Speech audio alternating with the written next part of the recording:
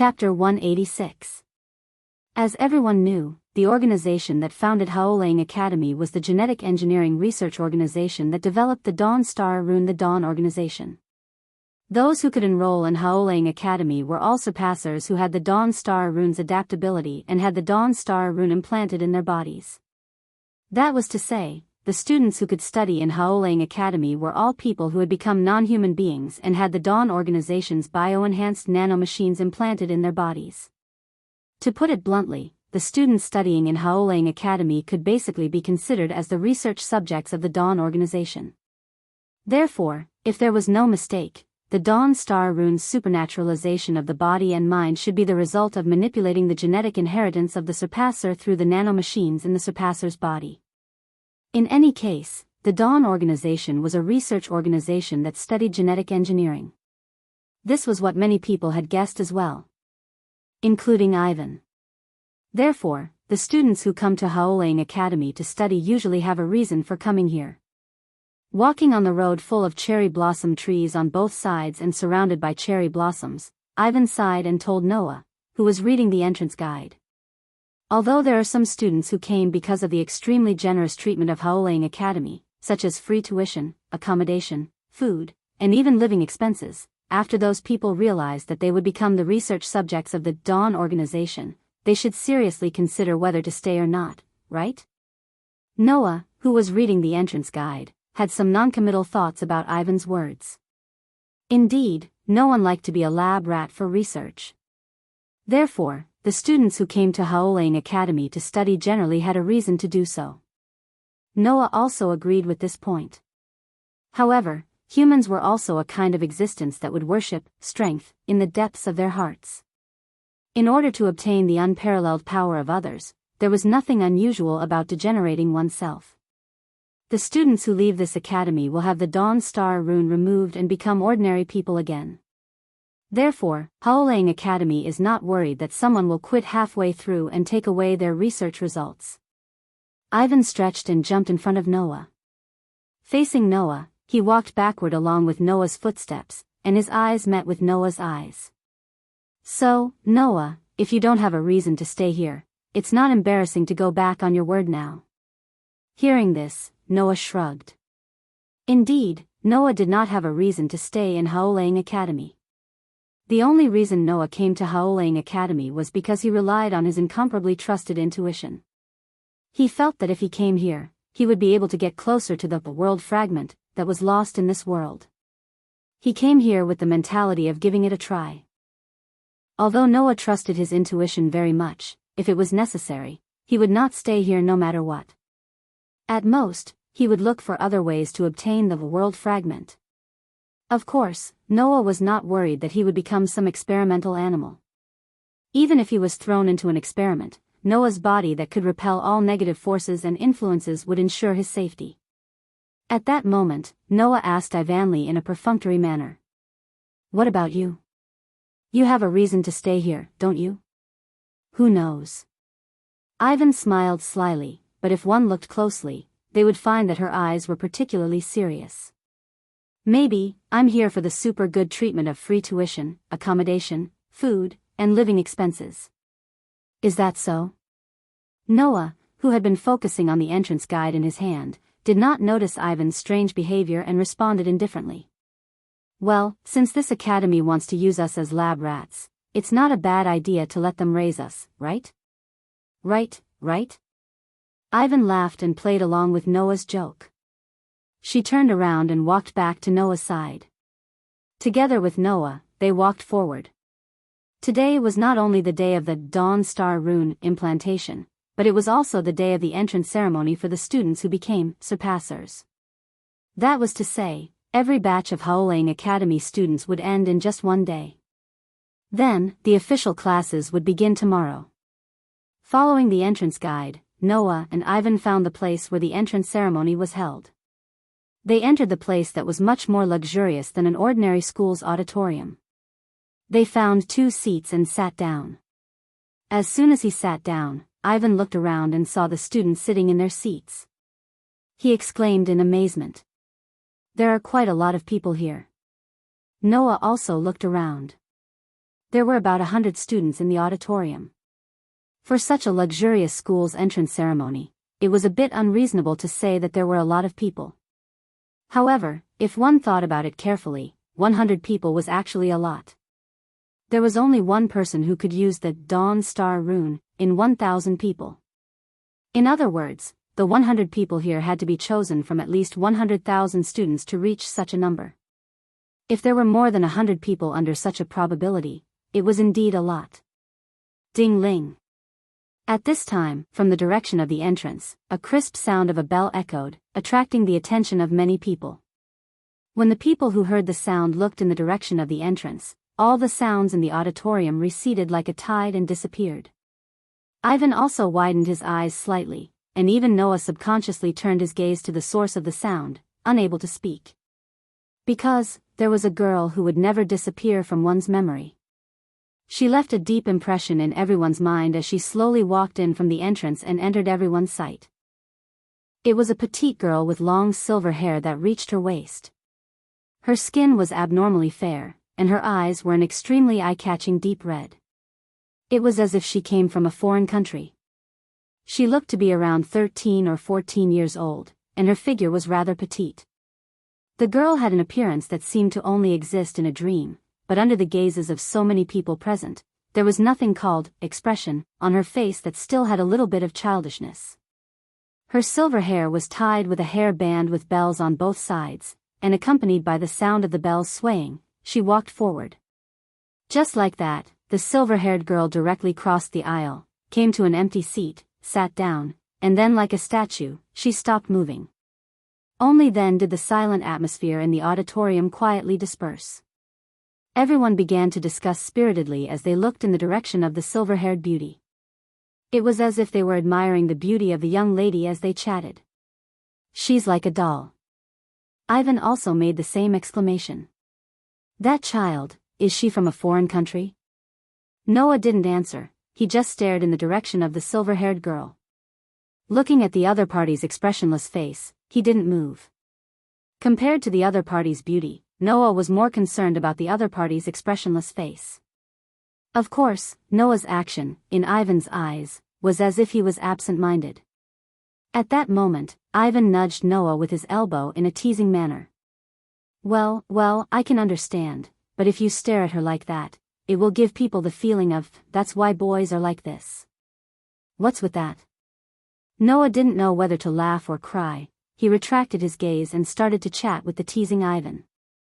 Not knowing how much time had passed, until the seats in the auditorium were almost full, on the podium in front, the sound of the loudspeaker was turned on. Hearing this sound, in the auditorium, all the sounds disappeared again, replaced by another sound. Tap, tap, tap, tap, that was the sound of high heels on the floor. Then, another figure, who once again stole the attention of the students, walked out from the curtains at the side of the auditorium and walked up to the podium. Everyone looked at each other in dismay. Some of them began to doubt their own eyes. The person who walked up to the podium had long black hair tied into 2 ponytails, her body was wrapped in a pitch-black gothic lowly dress. Her height was less than 1.5 meters, but on her doll-like face, there was a sense of intelligence and magic that others didn't have. That was a petite girl who didn't even look 10 years old. Chapter 187. Looking at the dark and magical little girl slowly walking up to the podium, the group of students seemed to be a little restless. Noah also looked at the little girl who looked like a doll, and his eyes narrowed slightly. He believed that the identity of this little girl was known to everyone present who had read the entrance guide about the director of Haolang Academy. That's right. The little girl in front of him, who looked like she was not even 10 years old, was the director of Haolang Academy. She was a genetic engineering research expert who belonged to the Dawn organization, 99 Lunar Nights. In other words, if the students studying in Haolang Academy were all lab rats for research, then this little girl named 99 Lunar Nights was the person who wanted to use all the lab rats here for experiments. In front of everyone present, the director stood on the podium and looked at the many students below. A slightly evil smile gradually appeared on her delicate doll-like face. "Welcome, freshmen, to Haolang Academy. I am the director of this academy 99 lunar nights. Just when everyone thought that the director was going to start the boring entrance ceremony without any nutrition, unexpectedly, the director tilted her head and said this. Although I would like to thank everyone who came from different places, that will have to wait until everyone has experienced the traditional activity of this academy, the ceremony of qualification. Below, Noah was slightly stunned. Ceremony of qualification? What's that? Not only Noah, but even Ivanley and the students in the auditorium were puzzled. The director seemed to ignore everyone's puzzlement and continued to explain. First, please confirm the person sitting next to you. Next to us? Noah and Ivanley immediately looked at each other. Needless to say, the person sitting next to Noah and Ivanley was each other. Then, the director, who was full of evil, smiled, and her smile became more and more evil. The next sentence directly changed the atmosphere of the entire auditorium. Then, would like to invite all new students to immediately battle with the person you have confirmed. Wadash. The entire auditorium suddenly burst into an uproar, and astonished voices continuously rang out from all directions. Duel? Noah and Ivanley, who were still looking at each other, narrowed their eyes at the same time. Ivanley turned his head abruptly to look at the podium, his face full of disbelief. Noah slowly raised his head and looked at 99 lunar nights, who was full of evil, with his dark eyes flickering. The director, on the other hand, seemed to not have noticed the commotion and began to explain cruelly. In the following duels, the winner will be able to obtain the Academy's recognition and become a student of the Academy. The loser will have his Daybreak Star rune removed after the duel. There are no restrictions on the specific rules. Everyone can use the miracle that they have obtained today, Blaze. If the victor isn't decided within 10 minutes, then both parties will be expelled from the Academy. At this point, the petite director seemed to be amused by her own words, and the corners of her mouth curled up. Of course, you can also choose not to use Blaze, but it must be mentioned here that the so-called Blaze is actually a weapon that materializes the soul through the spiritual power strengthened by the Daybreak Star tattoo. Therefore, Blaze can only cause fatigue and pain to the attacking opponent's spiritual power, and will not cause harm to the person's body. However, if you don't use Blaze, then the damage caused will be directly reflected on the opponent's body. However, this sentence was not able to make the crowd of students feel relieved at all. Instead, it aroused their indignation. What do you mean it won't cause harm? Didn't you say that as long as you have adaptability, you can enter the Academy? Are you lying to us? Facing the anger of the crowd of students, the girl in black standing on the podium smiled indifferently. Don't forget, this is a school that cultivates combat skills. Everything is to filter out students with strength. If you can't understand this school's way of doing things, then give up on the Daybreak Star tattoo and leave Haoling Academy. The air in the auditorium suddenly froze. Silence dominated the entire auditorium. Ivan clenched his fists tightly, as if he could not comply with this cruel rule. Just as he was about to stand up and say something, the sound of a chair being pushed aside sounded. Everyone's gaze, including 99th lunar night, the surrounding teachers, and all the students, all gathered on the youth who stood up. Noah glanced at 99th lunar night, turned around, and walked towards the door without hesitation. Seeing this, everyone present understood. Noah had chosen to leave. Seeing Noah leave so decisively, the smile on 99th lunar night's face disappeared. She looked at Noah's back, and remained silent. Wait. Ivan, on the other hand, hurriedly stepped forward and grabbed the hem of Noah's clothes, and asked anxiously. You. What are you doing? Ivan? Noah turned sideways and looked at Ivan, who was grabbing the hem of his clothes, with a puzzled expression on his face. Shouldn't I be the one asking this question? What are you doing? You. Are you planning to leave? Ivanley ignored Noah. His grip on Noah's arm tightened as he stared at Noah without letting go. Is it okay if I don't stay here? Isn't it obvious? Noah sighed. The chairman already said that I can leave whenever I want. This shouldn't be strange, right? But you'll have the Daybreak Star tattoo removed. Ivan's face was filled with disbelief. Even if that's the case, it's okay? Ivan. Noah shook his head with a smile, reached out, and patted Ivan's head. I don't know why you have to stay here, but I want to tell you that if you simply want to become stronger, it's okay if you don't rely on the daybreak star tattoo. This sentence caused all the students to widen their eyes in shock. It's okay if you don't rely on the daybreak star tattoo? Isn't that something that can make the human body stronger than humans? On the podium, the chairman also looked at Noah, and chose to speak at this time. You mean, you want to rely on your own strength to surpass that surpasser? Noah raised his head and looked at 99th lunar night. What's so strange about it?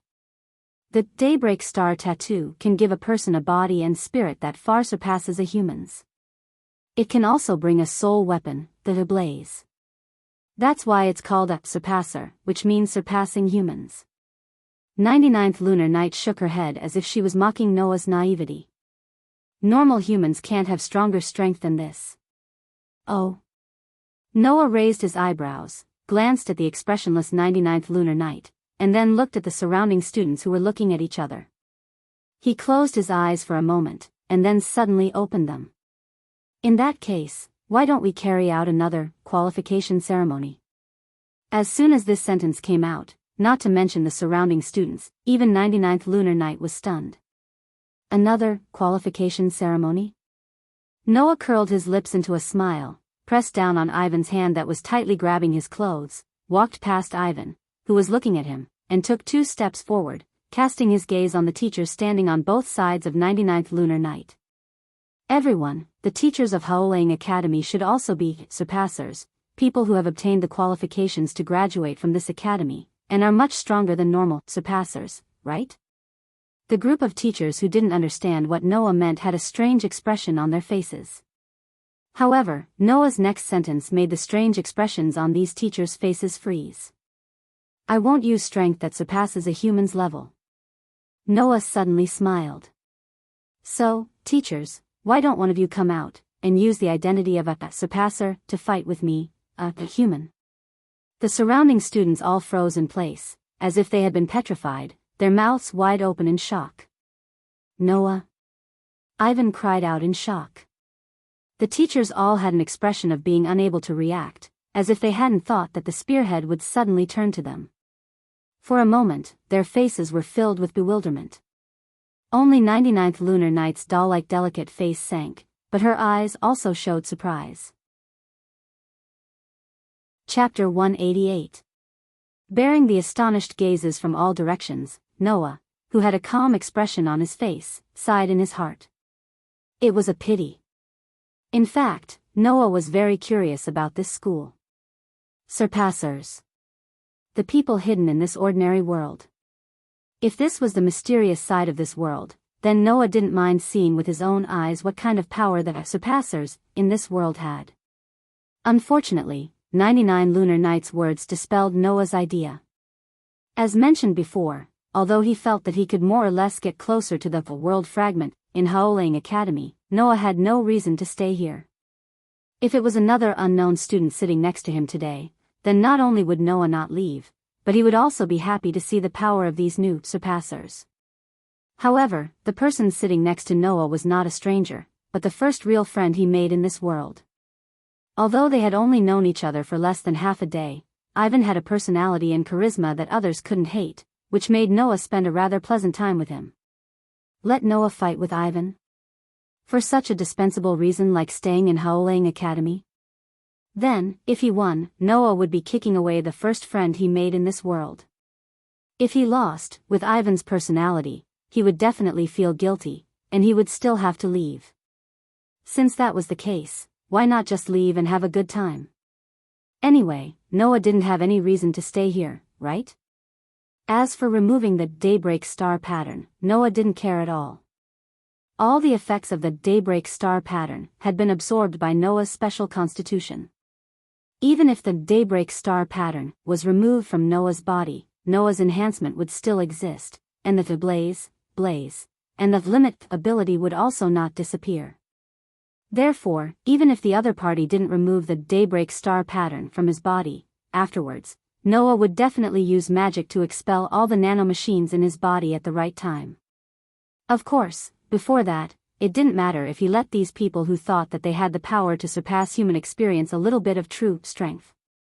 The ability Noah obtained from the daybreak star pattern, in addition to the blaze, there was also an inexplicable limit that appeared. By using this ability, Noah could freely adjust the strength of his various aspects of power. At first glance, this ability seemed useless, but Noah found that it was like a spring. The tighter the restriction, the higher it would bounce. This limit ability could make Noah's restricted power self-increase bit by bit. Hence, on the way to the auditorium, Noah had already restricted all of his mana and allowed it to enter a state of automatic enhancement. Now, Noah activated the limit ability to limit his own strength. All of a sudden, Noah's strength, stamina, endurance, speed, agility, and other physical attributes began to decline at a clear rate.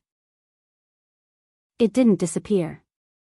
Instead, it was as if he was wearing a limit device, and was forced to a standard. In other words, these powers that exceeded the standard were all sealed in Noah's body, making Noah reach a state where he could only use the strength of an ordinary person. Shaking his arm strength that had decreased to a frightening degree after the limit, Noah looked straight at 99 lunar nights on the podium, and the corner of his mouth hooked up. "How about it, Miss Chairman? Do you want to see if the power that you said ordinary people can't have can do anything to me?" "Noah." Ivan quickly stepped forward. "What are you talking about? How can ordinary people?" Before Ivan could finish his words, 99 lunar nights suddenly laughed and interrupted Ivan's words. "Since it's like this, there's no harm in giving it a try." After saying that, 99 lunar nights turned her head and looked at a middle-aged teacher. "Teacher Daisuke, can I trouble you?" "Understood, Chairman." The teacher named Daisuke nodded and walked towards Noah, arriving in front of Noah. First, he sized up Noah, then his eyes showed an indifferent expression. "You really decided to only use the strength of an ordinary person to fight with me?" Noah raised his hand and stopped Ivan, who still wanted to say something. Ignoring Ivan's worried face, he took a step forward. "You also came from an ordinary person, right? You should be able to clearly distinguish whether or not I will use the strength of an ordinary person, right? Your opponent is not an ordinary surpasser, but an existence that can guide surpassers." On the podium, 99 lunar nights said, "It doesn't matter if you use the strength you obtained, you can also use blaze. I can give you special permission." Noah didn't answer, but looked at Daisuke, silently expressing his disdain. Looking at Noah, who casually stood in front of him, Daisuke stretched out his hand and pressed his chest. Blaze.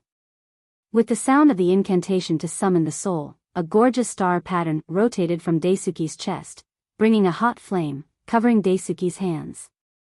After the flame dissipated, a pair of pitch-black iron weapons with lines on the surface appeared in Daisuke's hands. It was a simple weapon called brass knuckles.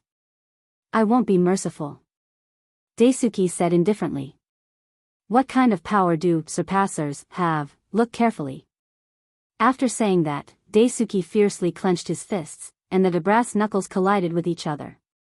After a clang sound, Daisuke's feet stepped on the ground, and his body directly rushed toward Noah, clenching his fists, and the sharp part of the brass knuckles on his fists immediately flashed with some cold light. Shio! When he was only half a meter away from Noah, Daisuke's figure suddenly stopped, and his right hand drew a tricky angle, and in the sharp sound of the air exploding, he directly aimed at Noah's head. With that speed, with the speed of an ordinary person, it's absolutely impossible to avoid. Daisuke had such confidence. However, the careless Daisuke didn't notice that before he punched, Noah's body had already begun to move. As if he had already expected Daisuke's attack, Noah tilted his head before Daisuke punched. Hoo! The fist with the brass knuckles immediately made a loud sound, brushing Noah's shoulder and cheek, and swinging in the air. Daisuke's face suddenly changed. At this time, Noah had already raised his palm, fiercely grabbed Daisuke's hand, and kicked Daisuke's knee. Bang! In the midst of the impact, Daisuke only felt pain in his knee, and his body softened, and he involuntarily knelt down. However, before Daisuke knelt on the ground, Noah's body turned, and his back was facing Daisuke, and his hand that grabbed Daisuke's arm pulled hard. In the state of Daisuke's unstable body, he directly carried Daisuke on his back and threw him to the ground. Thus, a standard shoulder throw was displayed in front of everyone. Bang! Go! Without warning, Daisuke was thrown to the ground by Noah's shoulder throw. In the midst of the collision, Daisuke suddenly spat out all the air in his lungs, and he was stunned. As a surpasser, he was actually thrown to the ground by a kid with the strength of an ordinary person. Wow! The surrounding students were in a hubbub. Liar! Ivanli covered her mouth, unable to hide her inner surprise. On the podium, 99 Lunar Knight's expression was slightly dignified, without the slightest trace of evil at the beginning. For the current Daisuke, those noises were like laughing at him, making Daisuke feel like his face was on fire. He gritted his teeth and jumped up fiercely. Before that, Noah once again seemed to have predicted Daisuke's action, and he stepped back to open the distance. Damn it! Daisuke's face trembled slightly, and he gritted his teeth, mixed with a little anger, and rushed toward Noah's direction again. Feeling the other party rushing toward him, Noah narrowed his eyes, looking at the figure of Daisuke who was getting closer and closer, and the corner of his mouth slowly pulled up a cold arc. Chapter 189. Bang!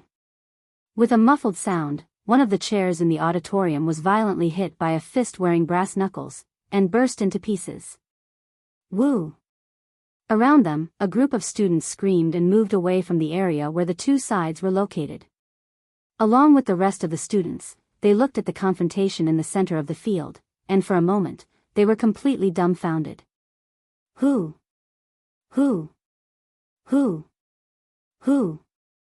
They saw that Dasuk wearing brass knuckles was like a large meat grinder, while rushing forward, with an overwhelming momentum, he waved his fists like a storm, making the fist with brass knuckles carry bursts of wind, shrouding the front.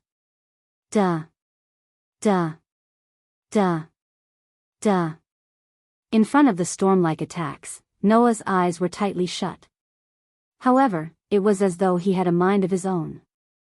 His footsteps were extremely nimble as he stepped left and right. Amidst a series of clear sounds, he actually dodged all of the fierce attacks that were coming at him one by one. If someone observed carefully, they would be able to notice it. Every time, before Dasuk waved his fist, Noah seemed to be able to predict it, and took the initiative to move his body, and dodged all the fierce attacks that were impossible to dodge with the speed and reaction of ordinary people. Such a predictive ability can be described as terrifying. Perhaps, in this world, only Noah, who has extraordinary sensing ability and combat experience, can do such a miraculous thing. And Dasuk seemed to have noticed that the reason why Noah, who only exerted the strength of an ordinary person, could deal with him for so long was because of his terrifying predictive ability, and his face couldn't help but show a touch of anxiety, and his offensive became a bit more urgent. However, Dasuk's anxiety made his offensive have a few more flaws, which were caught by Noah, who closed his eyes and observed everything with his superhuman perceptive ability. Bang! Suddenly, Noah, who was like a willow blown by the breeze, who was perfectly dodging Dasuk's offensive, fiercely stepped on the ground and drilled into Dasuk's arms. Dasuk was shocked, and quickly wanted to respond. With the power of a surpasser, it was easy for him to react in time and react to it. If Daisuke didn't punch at this time. Who? As if it had been calculated from the beginning, when Noah drilled into Daisuke's arms, Daisuke had already swung his fist. As a result, his fist fell into the air, and because he was leaning forward while swinging his fist, it was impossible for him to do anything else. Seizing this moment, Noah drilled into Daisuke's arms, spread out his hand, and suddenly clenched it, grabbing Daisuke's arm that had just punched out. Seeing Noah grab his arm again, Daisuke, who thought that Noah wanted to throw him over his shoulder again, subconsciously grabbed the ground. However, this time, Noah didn't throw Daisuke over his shoulder. Instead, he clasped Daisuke's arm with his fingers and twisted Daisuke's joints. In an instant, the fist that Daisuke had just swung seemed to want to return to where it came from. Following the trend of Noah's twisting joints, it bent and punched back at Daisuke's own chest. Bang! The fist with brass knuckles fell heavily on Daisuke's own chest. Goo! A huge force acted on Daisuke's chest, making Daisuke groan and retreat a few steps. His chest was in pain. It was different from the throw that Noah used just now. As a surpasser who had strengthened all aspects of physical fitness, even if he was hit by Noah's throw, Daisuke would only feel a little pain at most. His strengthened physical resistance would not let him be hurt by such an attack. However, it was different this time. It was Daisuke's own fist that hit him. That was equivalent to letting Daisuke eat the attack of a surpasser who had the same strength as him. Therefore, this time, the pain inflicted on Daisuke's chest really hurt him. He almost couldn't breathe, which made Daisuke angry. Do you only know how to play these little tricks? With a roar, Daisuke clenched his fists tightly and rushed forward. He raised his fist, and with a sharp wind-breaking force, he viciously smashed it down on Noah's shoulder with a muffled sound in the air. Could it be that you want me, a human, to go head-to-head with you, a surpasser? Noah sneered, but his body moved in advance again. He didn't retreat but moved forward. He leaned his body and pushed up. As the target of Daisuke's attack, his shoulder suddenly jumped up from under Daisuke's body and slammed into him. Bang! Because of the punch, even if Daisuke reacted, his body couldn't keep up with the reaction. He was hit by Noah's shoulder. Of course, with the strength of an ordinary person, even if he was hit by Noah's attack, the damage that Noah could do to Daisuke was very limited. But under this hit, Daisuke's body was slightly floating, and his feet were also off the ground. In the next second, Noah turned sideways, rotated his leg, and threw out a kick, kicking Daisuke's heel heavily. Daisuke, who was floating in the air, suddenly lost his balance. Pa! Thus, Daisuke fell to the ground and made a painful sound. Bastard! The furious Daisuke straightened his body and wanted to get up from the ground. Ah! However, at this moment, the surrounding students suddenly exclaimed in unison. Before Daisuke realized what these exclamations meant, behind Daisuke, a hand bent up, revealing a slightly sharp elbow, and heavily hit Daisuke below. Bang! With a blunt sound, the elbow mercilessly fell on the back of Daisuke's neck. Daisuke's eyes bulged, and his body fell back to the ground again. His vision was all blurred, and even his consciousness was in chaos. Daisuke couldn't help but squeeze out a low groan, covering his neck, supporting his hazy consciousness, and turned his head with difficulty, looking at Noah. You're really a surpasser. Even if it's the strength of an ordinary person, if the back of the neck is hit, he should have fainted immediately. I thought my judgment was right. Noah looked condescendingly at Daisuke, who was paralyzed on the ground, and pretended to be surprised. Then he narrowed his eyes and suddenly lifted his foot. Of course, if you didn't faint, you'll faint if I hit you again, right? After saying that, Noah's heel was like a heavy iron hammer, bringing along a wind, and fell on the back of Daisuke's neck. Bang! Goo! Daisuke's pair of eyes bulged again, and his face turned white. His vision finally turned from blurred to darkness, and he completely lost consciousness. Chi! The brass knuckles on Daisuke's fist made a soft sound, turned into a flame, and dissipated in the air. Dong! Daisuke collapsed on the ground, his eyes closed, and he was completely unable to move. The entire place fell silent. Looking at Daisuke, who had completely lost consciousness on the ground, the pupils of the surrounding students slowly widened, and after a while, the sound of inhaling cold air constantly echoed. 99 lunar nights had closed her eyes, and no one knew what she was thinking. Her face was completely expressionless. Noah. Ivanli could only squeeze out such a call from his throat, but he didn't know what words to use to express the surprise in his heart, so he froze there. In front of everyone present, Noah patted the dust on his uniform, glanced at 99 lunar nights, who closed her eyes, and didn't say any words of victory, turned around, and walked towards the door. Wait! At this time, a suppressed roar sounded from behind Noah. "I haven't lost yet." Covering his neck, Daisuke, who climbed up from the ground, grabbed a chair next to him, like a mad wild bear, rushed towards Noah, and threw the chair in his hand at Noah. "Ah!" The screams of some of the female students rang out. Noah fiercely turned his body, swung his foot, and kicked Daisuke's hand that was holding the chair. Daisuke screamed in pain, his hand loosened, and the chair suddenly flew out. In front of the spinning chair, Ivanli stood there sluggishly. Chapter 190. Whoosh! As if falling from the sky, the heavy chair spun in the air and smashed towards Ivanli with a muffled sound. Ivanli, who was still immersed in the shock of Noah defeating a surpasser teacher with the power of a normal human, didn't have time to react. He could only stand there stupidly and watch the heavy chair smash towards him. Just as Ivanli was about to instinctively close his eyes, a sound like this echoed throughout the auditorium. Blaze! The gorgeous flame with the crimson light illuminated every corner of the auditorium. Bang! The next moment, a gunshot that the students could only hear on TV echoed in the auditorium. A pitch-black bullet pierced through the air, leaving a long trail of light behind it. It was like an extremely small meteor as it pierced through the atmosphere, bringing with it a sharp piercing sound as it flew towards Ivan's chair. Bang! The heavy chair suddenly exploded as if it had exploded.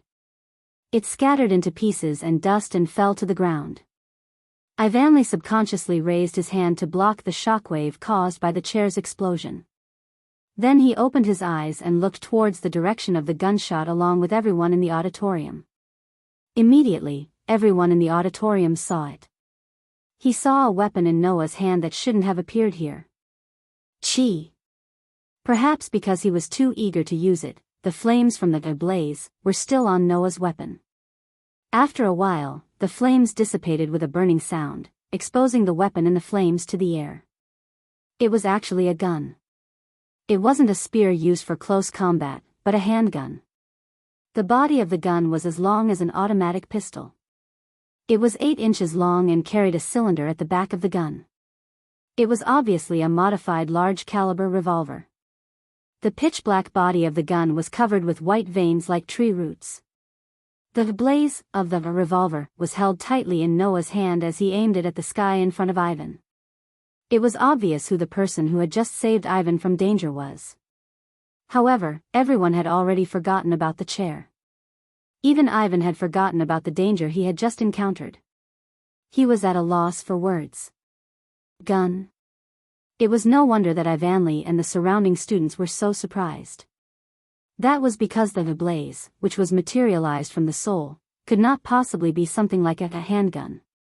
Perhaps it was because the human soul itself was a very simple existence, but that the blaze of the surpassers were also very simple weapons. For a weapon with an extremely complicated structure like a gun, it was very unlikely that it would appear in the list of the blaze. Noah also knew this point. He put down his hand holding the gun and hid the revolver behind him as if he didn't want to attract attention. However, behind Noah, 99 lunar knights who was standing on the podium stared at the revolver in Noah's hand and said word by word. "It seems that you are an exception." Exception. Exceeding the norm was an exception. Exceeding the norm was an exception. Possessing the blaze that was impossible to appear under normal circumstances. Therefore, Noah was an exception. Regarding this, Noah remained silent. The revolver in his hand turned into a flame and disappeared on the spot. Then, Noah didn't stay any longer. Under the silent atmosphere, he walked out of the auditorium step by step. Noah didn't notice it. Although everyone in the auditorium was watching him leave, there were 3 people whose eyes were different from the others. There was not only surprise, but also other extremely complicated emotions. One was 99 lunar knights who was standing on the podium. One was the brown-haired youth who was standing in the corner. The last one was the doll-like silver-haired girl who stole everyone's attention as soon as she entered the auditorium. Walking out of the auditorium, Noah came to the sky full of cherry blossoms. He raised his hand and looked at his hand, frowning deeply. 99 lunar nights said that the blaze was a weapon of the soul. It could only cause damage to the mind and not the body. However, Daisuke's brass knuckles could smash the chair into pieces. Noah's revolver could also shoot the chair. Both of them could destroy the chair. Since the blaze could destroy the chair, then it should be able to cause damage to the body, right? However, 99 lunar nights said that the blaze could only cause damage to the mind. That was obviously a lie, right? Thinking of this, Noah couldn't help but shake his head. Impossible. 99 lunar nights wouldn't lie so easily. After all, as long as the students in the auditorium fought according to the qualification ritual, then the lie would be instantly exposed. Therefore, Noah felt that what 99 lunar nights said shouldn't be a lie. However, the blaze should have other secrets.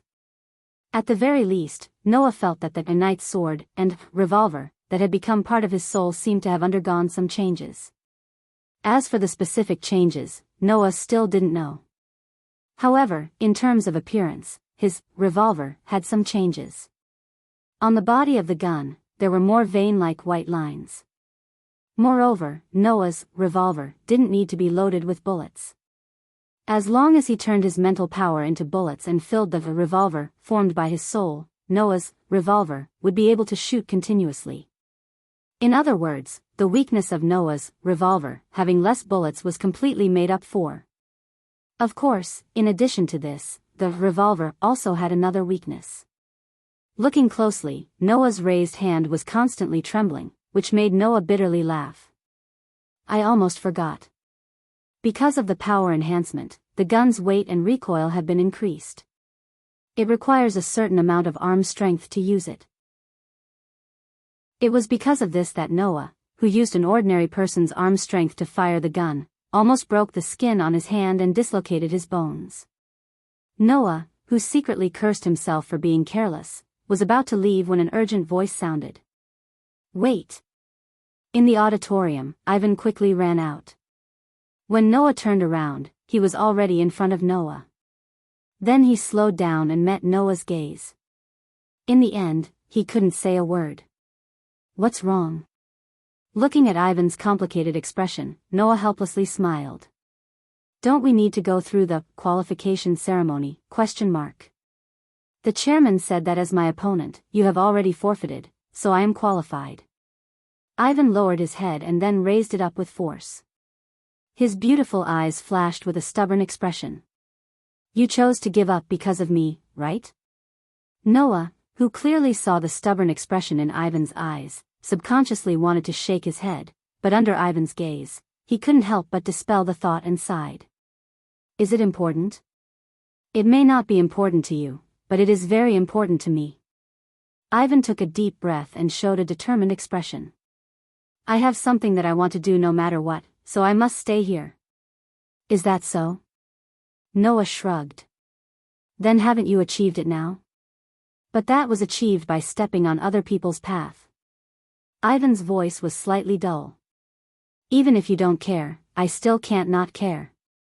Then all the more reason for you to pull yourself together.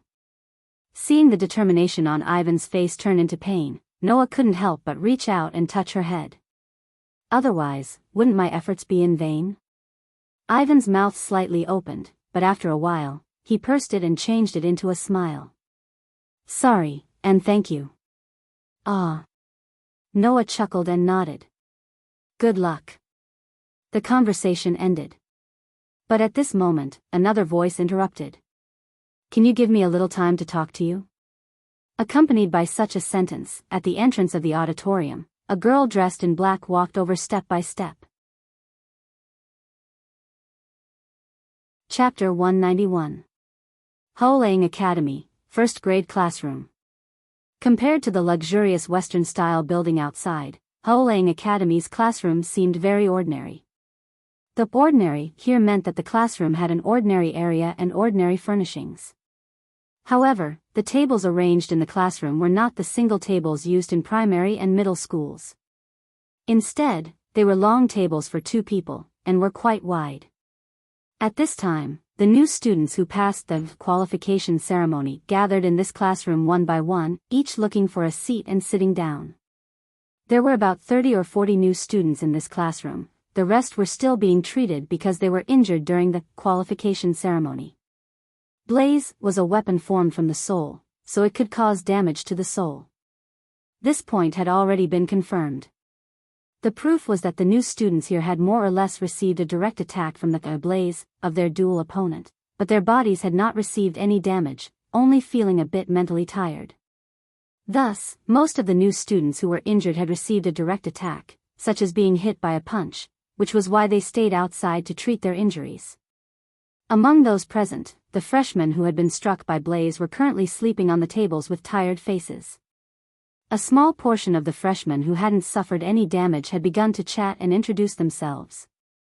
Not long after, a girl with a ponytail appeared at the door, attracting the curious gazes of many people present. The person who came was Ivanley, who had also been announced as qualified. The students here were all very curious about Ivanley. This was not only because Ivanley was very cute and beautiful, but also because Ivanley seemed to be very familiar with that person in the auditorium.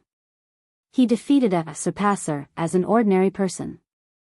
Moreover, the person he defeated was a surpasser who was a teacher of Haolang Academy. In addition to the blaze of the revolver that should not have appeared, how could a person who gathered so many conditions not receive attention? Unfortunately, that person had already left Haolang Academy. Therefore, everyone's curiosity was focused on Ivanley, who seemed to be very familiar with the other party. However, in the next moment, the figure of a person who had also entered the classroom behind Ivan completely stunned the students in the classroom. Soon after, a commotion broke out among them. That person, how could this be, he? Didn't he leave the academy already? Yes. The person who came in behind Ivan was surprisingly Noah, who was supposed to leave the academy. Ivan seemed to be in a good mood. His beautiful face was full of smiles. After looking around the classroom, he came to the last row and waved cheerfully at Noah, who was still standing at the door. Noah. Over here. Seeing Ivanley's cheerful appearance, although Noah was a bit helpless, he still obediently walked over. Under the noises and pointing of the freshmen, he sat down with Ivanley at a table shared by two people in the last row of the classroom. Even so, the gazes of the surrounding freshmen were still focused on Noah. Curiosity, surprise, bewilderment, doubt, and other emotions were displayed without any concealment. Seeing this, Ivan evilly nudged Noah with his hand. You're really popular.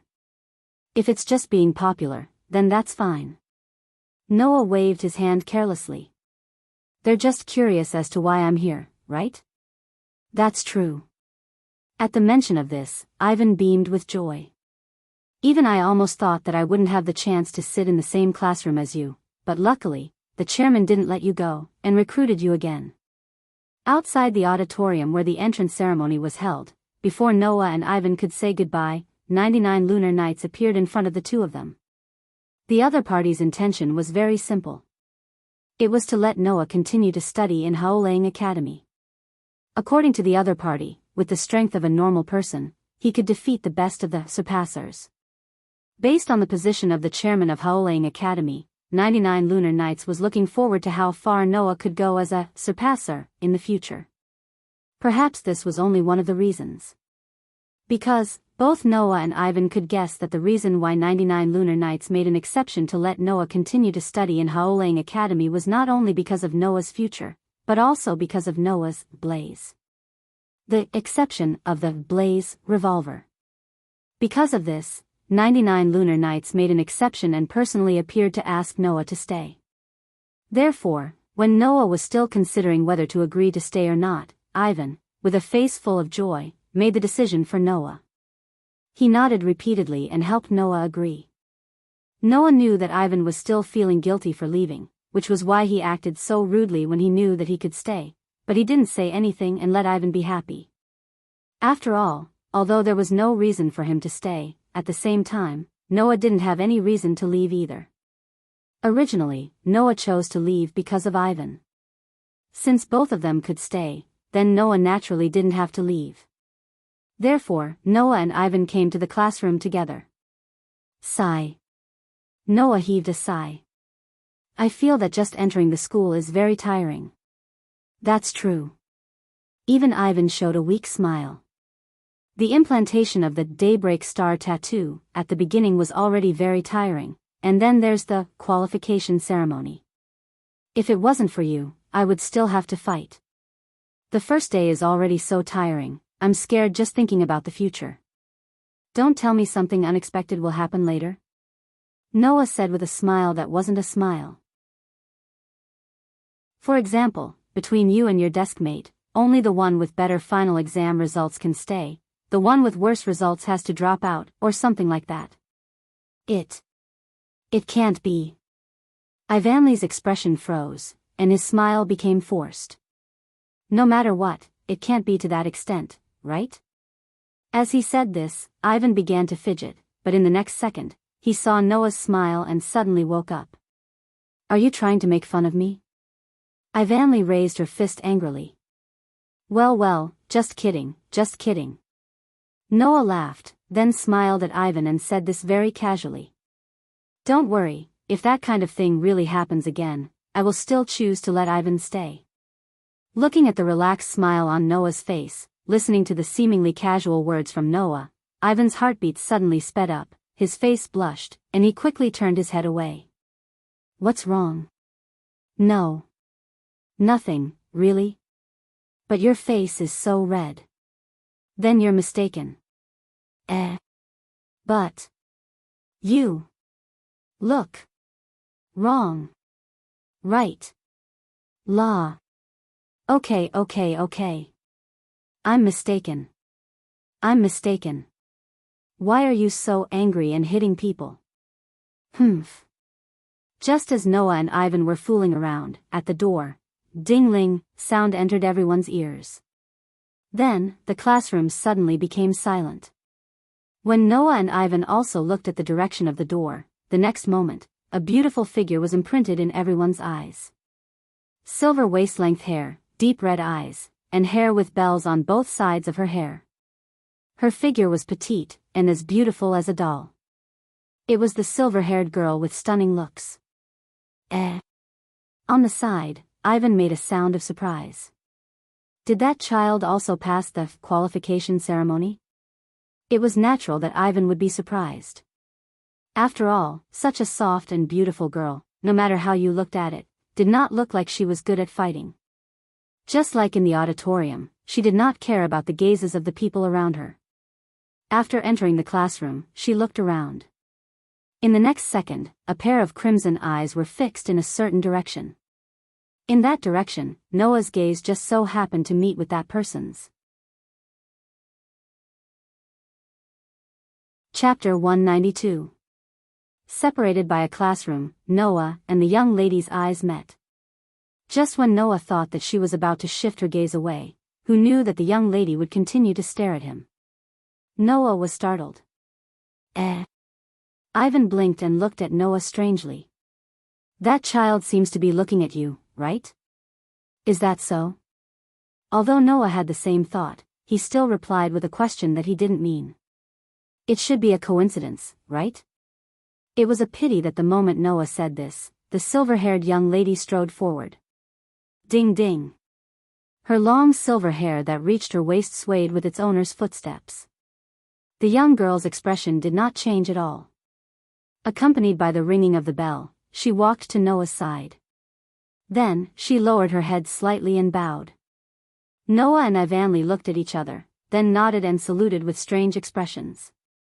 At this moment, the silver-haired young lady lifted her head and moved a chair from the seat beside her to the other side of Noah and sat down. Thus, with a beautiful girl with tea-colored hair on his left and a beautiful girl with silver-colored hair on his right, Noah received strange looks from all the students present in this situation where it was as if he was hugging two girls in each arm. The corner of Noah's mouth twitched. Undoubtedly, there were a lot of empty seats around. Furthermore, he was already sitting with Ivan, so why did she purposely sit beside him? Furthermore, he wasn't sure if it was just Noah's imagination. Noah had a feeling that the other party was secretly observing him. On the side, Ivanli's eyes moved back and forth between Noah and the silver-haired girl's face. After a while, he looked at Noah with a subtle expression. "Do you know this child?" "Huh." Noah laughed dryly and didn't answer. "Do I look like I know her?" "But..." Ivan whispered to Noah. "No matter how you look at it, she looks like she's secretly looking at you, right?" "That seems to be the case." Noah could naturally sense that someone was looking at him. He immediately turned his head and looked over. The silver-haired young lady was startled, as if she was afraid that her secret observation of Noah would be discovered. She didn't even know that her attention had already been discovered and turned her head away. Noah's mouth twitched again. Ahem. It was as if Ivan was trying to smooth things over for Noah. With a kind smile on his face, he leaned over and faced the silver-haired girl. "Hello, I'm Ivan Youngsang." The bell on the silver-haired young lady's head shook slightly, and at the same time, she slowly turned her head and stole a glance at Noah before lowering her head to Ivan. "My name is Julie Sigtuna. Please take care of me." "Is her name Julie?" "The name is as cute as the person."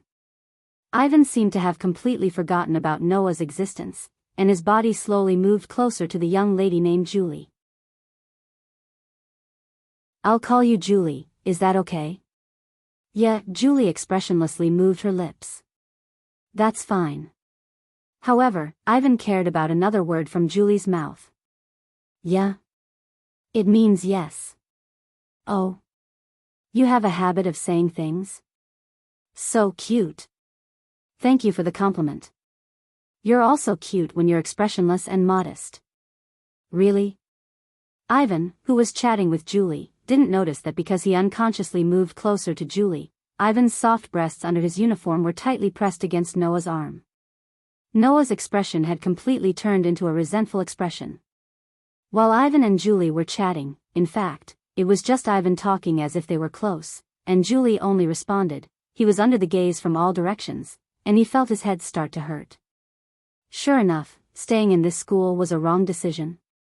When Noah started to feel uncomfortable, the students who finished the treatment slowly walked into the classroom with exhausted expressions. Almost at the same time, as if they had anticipated the arrival of all the freshmen, the window at the side suddenly opened with a creaking sound. "Hello. Hello." A coquettish voice, accompanied by the sound of the window being opened, echoed together. Immediately, a young girl suddenly appeared on the window.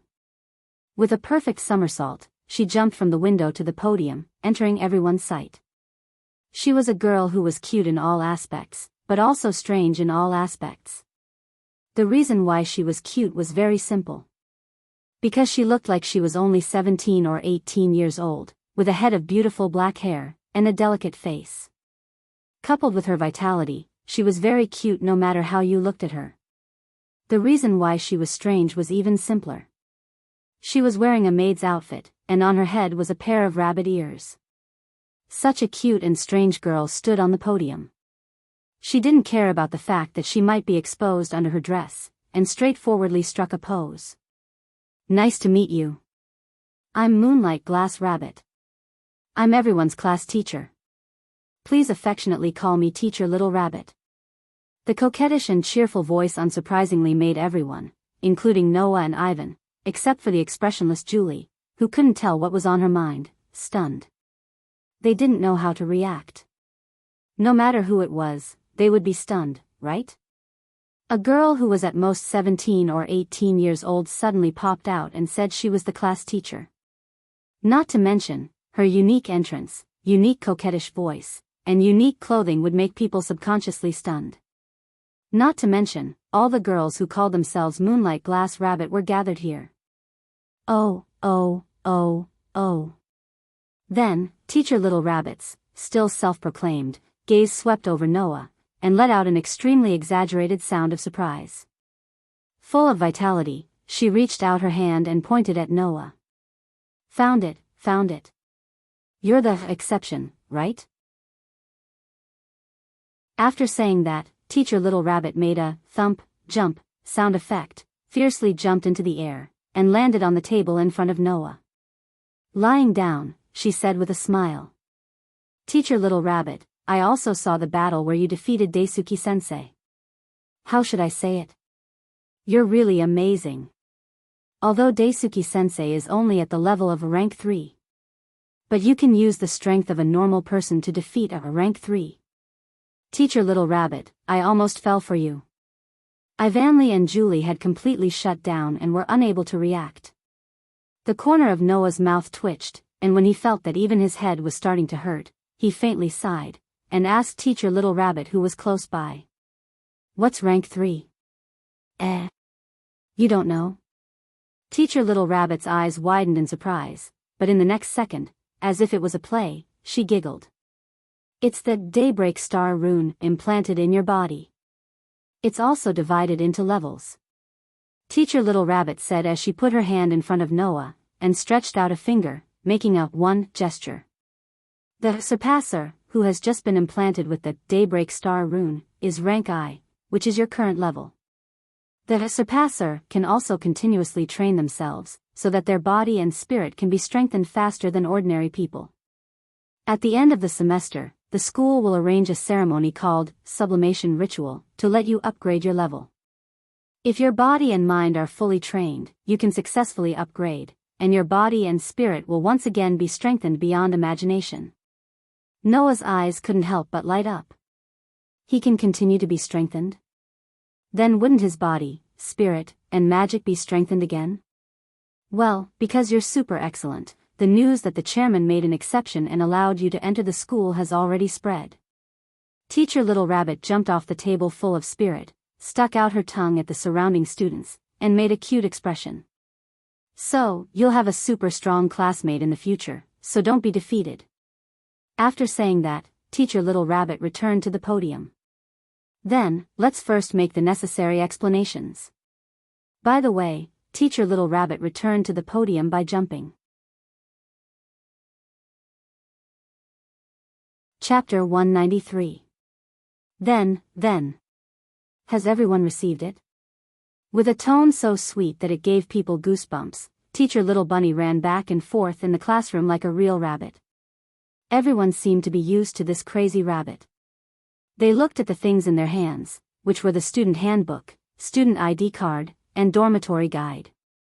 As for the school rules and dormitory regulations, you can read them yourself in your free time. The student ID card can be used as a credit card. There will be a monthly allowance of 100,000 yen for everyone to use. Everyone, please don't lose it, 100,000 yen? In the classroom, the students' exclamations rang out one after another. 100,000 yen of living expenses every month.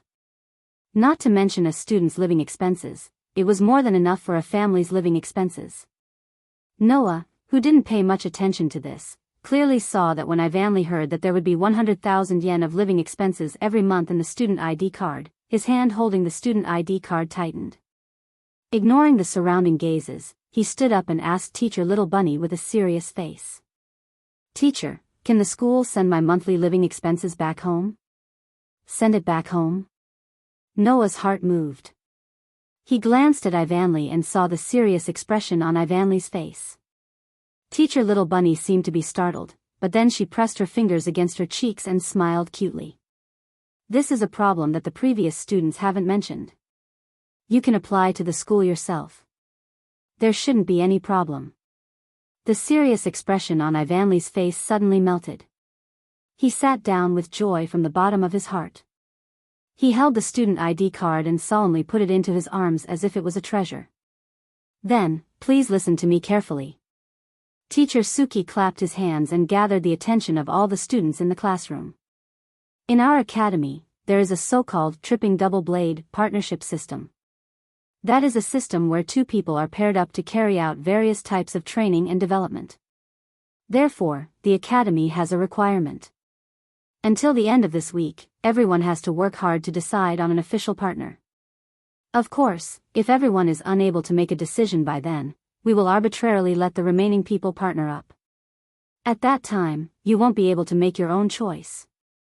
By the way, don't casually choose your partner just because you look down on the tripping double blade system. Teacher Little Bunny blinked. In order to deepen the understanding between tripping double blade, the school hopes to let a group of tripping double blade spend all the time together as much as possible. That is to say, people who become tripping double blade will not have the opportunity to act separately in the school life in the future, even the dormitory. Hearing Teacher Little Bunny's words, in the classroom, many of the students who were still thinking that it was not essential suddenly became serious. This is a very serious matter. Ivanly also seemed to be seriously thinking about it.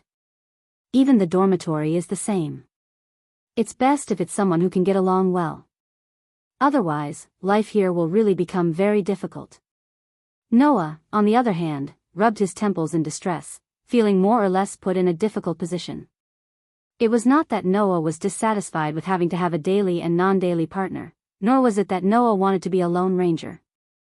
In fact, Noah was not without experience in this aspect. When he was a child, when he was still in fairy tale, Noah went on missions with Alusha, Mira, and Lisanna more than once. In the world of The Black Bullet, the police also acted as partners in pairs. Although Noah had never seriously chosen a partner, in order to let the cursed child, in fairy tale, cooperate better with his partner in battle, this topic was added to the usual training by Noah. While teaching the children, he also learned a lot. Therefore, for the two of them to act as partners, Noah did not have any difficulties. However, this world was still a completely foreign world to Noah. Other than Ivanly, Noah did not even have a friend that he could talk to. Just like Ivanly said, if they didn't get along well with each other, they would definitely have a hard time if they formed a partnership. If possible, Noah also hoped that he could have a partner that he could get along with. In that case, just the aspect of living together would be a lot better. In a week's time, in such an environment where he basically did not know anyone, would he be able to find a partner that he liked? Noah was distressed in this aspect. In the next moment, this distress was immediately shattered by Teacher Little Rabbit's words, and it reorganized and changed into another distress. The official double tripping blade will be determined on the weekend. At that time, the dormitory will also be adjusted so that the two people who are double tripping blade will live together. Before the weekend, everyone will form a temporary double tripping blade and live together for a week. Teacher Little Rabbit said with a mischievous smile. Moreover, that smile was directed at Noah. Seeing this smile, Noah's heart suddenly filled with an ominous premonition. It turned out that this premonition was completely correct. So then, since it is a temporary, double tripping blade, I will decide who you should be temporary partners with. Teacher Little Rabbit jumped up and said such a sentence word by word. Until the official, double tripping blade, is decided, everyone will temporarily form a temporary, double tripping blade, with your desk mate. When these words came out, Noah did not know how others would react. Noah only knew that at this moment, his face completely stiffened and became very ugly. My desk mate. At the same time, Ivan also reflexively turned his head and looked to his side. When he saw Noah's stiff face, his delicate face suddenly became very interesting. Hey hey hey hey hey hey. Screams, very quickly, resounded throughout the classroom. Ivan jumped up with a red face and shouted in Teacher Little Rabbit's direction. Wait! Teacher Little Rabbit. This is not right. Oh hey hey hey. What's wrong? Teacher Little Rabbit still had a smile on her face. What's wrong, isn't it obvious? Ivan's voice involuntarily increased, and his face became redder and redder. My desk mate is Noah, do you want us to live together? That's great, isn't it? Teacher Little Rabbit spread out her hands, with a "you're lucky" look. The guy living together is not only very handsome, but also very strong. If you cultivate a good relationship, then won't you feel very safe? Indeed. Noah is very handsome, and very strong. He makes people feel very safe. Ivan wavered for a moment, but then immediately shook his head desperately. No, no. That's not the problem. Teacher, we have 3 people here. Noah was the first to regain his composure, and stood up. Since the school's dormitory arrangement is based on the double tripping blade arrangement, then we should live in a dormitory with 2 people, right? Ivan immediately nodded, but in the end, it only made Teacher Little Rabbit laugh as usual. It's okay, there's always a way. Anyway, it's only for a week, you guys can endure it, okay? You just wanted to enjoy it, right? Noah was so agitated that he raised his voice, and then looked at Julie, who had been silent and secretly sizing him up. Julie, classmate, you think so too, right? 3 people living together will cause all kinds of problems, right? Julie tilted her head, as if thinking about something, and after a while, she said with an expressionless face. I'm fine with it. Noah and Ivan were petrified on the spot. Ha ha ha ha. Teacher Little Rabbit held her stomach, and laughed out loud.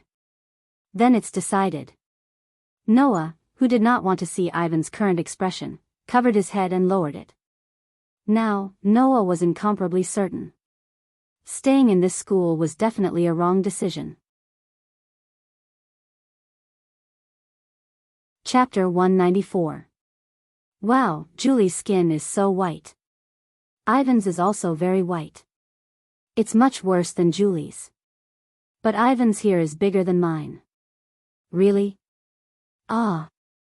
Don't touch. Listening to the unsettling sounds coming from the bathroom, Noah, who was sitting at the small round table, held a cup of tea with a bitter expression.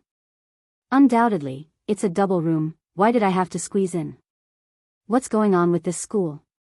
At this time, Noah returned to the dormitory room assigned to him, Ivan, and Julie. It was already dark outside.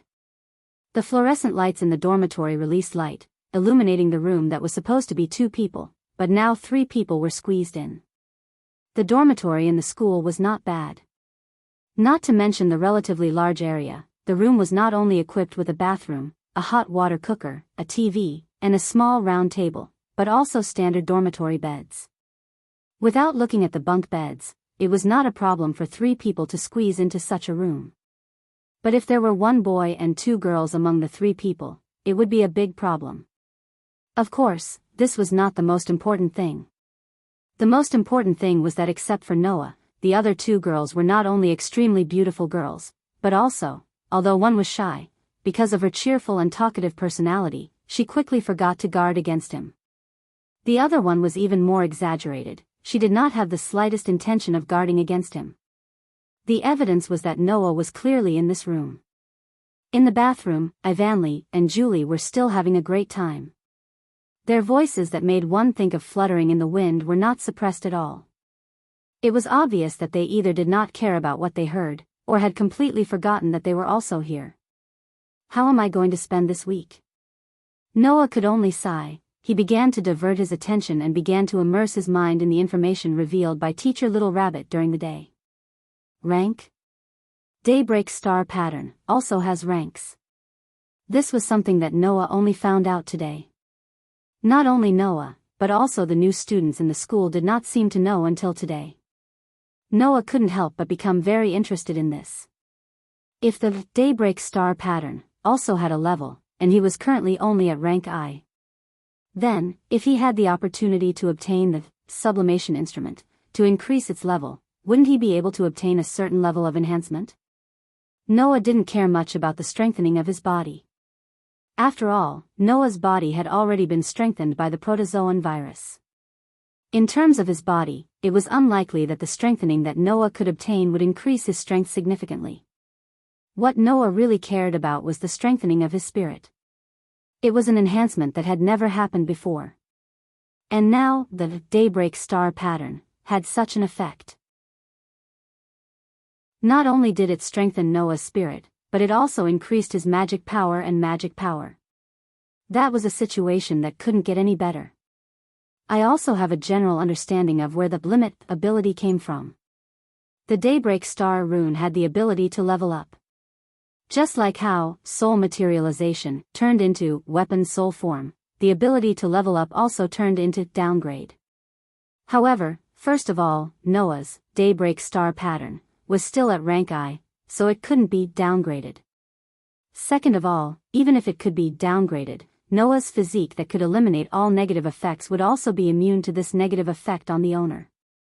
Thus, under these two contradictions, the limit ability that could allow Noah to downgrade on his own was derived. Moreover, the target of downgrade was no longer just rank, but Noah's various abilities. In addition, Noah's physique did not allow Noah to have abilities that would only have negative effects on him. Thus, the limit evolved again, with the addition of the ability to allow the restricted ability to automatically strengthen itself, becoming an ability that was also beneficial to the owner. It passed through the exclusion range of Noah's physique and was possessed by Noah. Of course, without the mutation caused by the conflict between Noah's physique and the Daybreak Star rune, the downgrade ability would not have evolved into a limit ability. The Daybreak Star rune that was just implanted were all rank I. Noah recalled the various aspects of the enhancement he received when the Daybreak Star rune was implanted and activated the limit ability. Under the effect of the limit ability, Noah's physical, mental, and other aspects of his physique were all adjusted to rank I level. Magic power, a power that a surpasser could not possess, was all restricted, allowing these restricted powers to enter a state of automatic enhancement. In any case, these powers would not be used unless it was necessary. Thus, rather than being idle, it would be better to use the limit ability on them and let them automatically enhance themselves. Therefore, the limit ability was still very good, and it was also very helpful to Noah. After this limit ability, Noah was really only a rank I surpasser. Compared to the other rank I surpassers, Noah's physical, mental, and other external conditions were the same as the others. However, Noah's combat experience, combat skills, and perception ability, these internal conditions could not be limit ability. And Noah, who possessed all these, was destined to be someone that an ordinary level 1 surpasser couldn't compare to. Gotcha. At this time, the sound of the bathroom door being opened sounded. Wait. Julie. Then, Ivan's voice mixed with shock and anxiety also passed into Noah's ears. Noah subconsciously turned his head and looked in the direction of the bathroom. Then, the scene that entered his eyes almost made Noah, who had unknowingly brought the teacup to his mouth, directly spit out the tea in his mouth. The first thing that entered Noah's eyes was the slender and white, jade feet and thighs that seemed to be made of pearls. Then, Julie's full appearance that appeared in front of Noah was also exposed in front of Noah's eyes. Because she had just come out of the bath, Julie's thin clothes were tightly stuck to her skin, making her slender body's curves clearly visible. Even the buttons on her clothes were buttoned in the wrong place, causing Julie to reveal a lot of her white skin. And besides these, Julie's body did not have any other concealment. Yes. Julie was actually only wearing a shirt on her upper body, the rest of her body was not wearing anything. In this state, this beautiful girl who had caused the entire school's freshmen to exclaim in admiration appeared in front of Noah. How could Noah remain calm? Moreover, behind Julie's back, Ivan seemed to want to prevent Julie from appearing in front of Noah in this state. In the end, because he couldn't make it in time, he chased out of the bathroom with only a bath towel wrapped around his body. Looking at Julie's thin shirt, the skin of her thighs and shoulders were all exposed to the air, and Ivan wrapped in a bath towel, the appearance of his arms, thighs, and shoulders were even more thoroughly exposed. Noah's brain began to crash. Julie. Ivan glanced at Noah, whose brain had crashed, and pulled Julie with a red face. Idiot, idiot, idiot. How can you come out of the bathroom like this?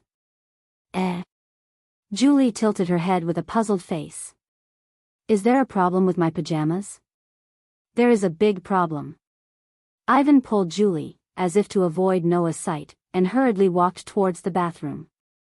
Quickly go back and change your clothes. Wait. Being suddenly pulled by Ivan, Julie suddenly lost her balance and fell to the ground. In a panic, Julie's hand unconsciously pulled forward and pulled the bath towel on Ivan's body. Pa! The next second, Julie fell to the ground. A bath towel floated down and covered Julie's head. Time paused. Ivan, as if frozen on the spot, was frozen on the spot, his eyes open to the widest they had ever been. When Noah saw the large amount of white skin in front of his eyes, his heart stopped for a second or two. The whole world seemed to have lost the existence of sound at this moment, falling into an oppressive silence. After a long time, Noah stood up like a robot. His body was stiff as he walked past the fallen Julie and the petrified Ivan. He opened the door, walked out, and gently closed the door. "Ah!" Screams, from inside the room, resounded. Chapter 195. There was no distinction between men and women in the dormitory of Haolang Academy. Whether it was the male dormitory or the female dormitory, although they were not close to each other, they were still in the same building. When entering through the dormitory door, the first place the students arrived at was the common lounge of the dormitory students. There, not only were there luxurious items such as televisions, tables, chairs, and even sofas, but there were also magazines, comics, and games on the bookshelves in the corner for entertainment. In addition, snacks and drinks were also self-service. It was not an exaggeration to say that this was a place for people to enjoy themselves. Studying in this school could exempt one from tuition, lodging, and food expenses. There was also a place for people to rest and play. If one could continue to study in this school, they would be able to survive without having to do any work. The treatment was extremely good. Not to mention, the school also provided 100,000 yen for the students' living expenses every month. Sigh, and under such extremely enjoyable treatment, in the lounge, Noah sat on the sofa and sighed, and said such a sentence in despair. "I might as well just sleep outside tonight." That wasn't impossible. After all, Noah had lived in almost all kinds of deep mountains and forests in order to practice crush. At that time, if Noah felt that he would stay in this place for a long time, he would build a wooden house or something, and if he did not stay for long, he would simply find a tree and sleep directly on it. In any case, he could not return to the dormitory now. Otherwise, not to mention how Ivanli would react, Noah would definitely not be able to look at Ivanli directly. Thinking of this, Noah's mind could not help but recall the scene of Ivanli's seductive naked body and a pair of full breasts. His heartbeats suddenly accelerated, and he quickly shook his head. "No, I have to calm down first." Noah, who was full of distress, did not notice that at the entrance of the dormitory, two girls were coming in together from the outside. Huh! As soon as they entered the dormitory, one of the two girls inadvertently saw Noah sitting on the sofa and stopped. "Little Ba, what happened to you?" The other girl widened her big, watery eyes and looked at her companion strangely. Then, she followed her companion's line of sight and turned to look at Noah. Isn't that?" The young girl called Little Ba nodded. After a moment of silence, she said, "Yeah, I'll go over first. You can go back first if you want." As soon as she finished speaking, the girl named Ba didn't wait for the girl she called Ya to respond. She impatiently lifted her feet and walked towards Noah. "Wait! Little Ba!" The girl named Ya finally reacted, and hurriedly followed him. Noah, who was agonizing over whether to go out for the night or to go back later, sensed a commotion not far away. He raised his head and looked ahead. He saw two young girls approaching him. They were two very unique young girls. The one walking in front of Noah was a young girl with long, flowing black hair. She didn't hide her destination at all. Rather than saying she was cute, she was more like a beautiful young girl. Not only did the young girl have a beautiful figure, she also exuded a mature and awe-inspiring aura. She gave people the feeling that although they were playmates of the same age, she was an adult.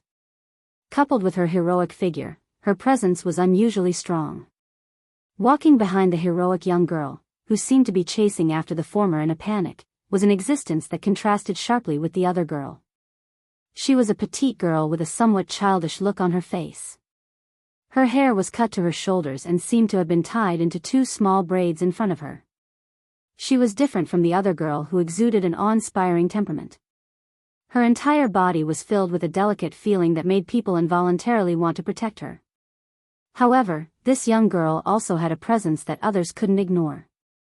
Her presence wasn't the same as the former's, but a pair of extremely eye-catching, full and round breasts. Undoubtedly, her figure was more delicate and petite than the average person, but her round breasts were not only bigger than Ivan's, they were even far above those so-called adults.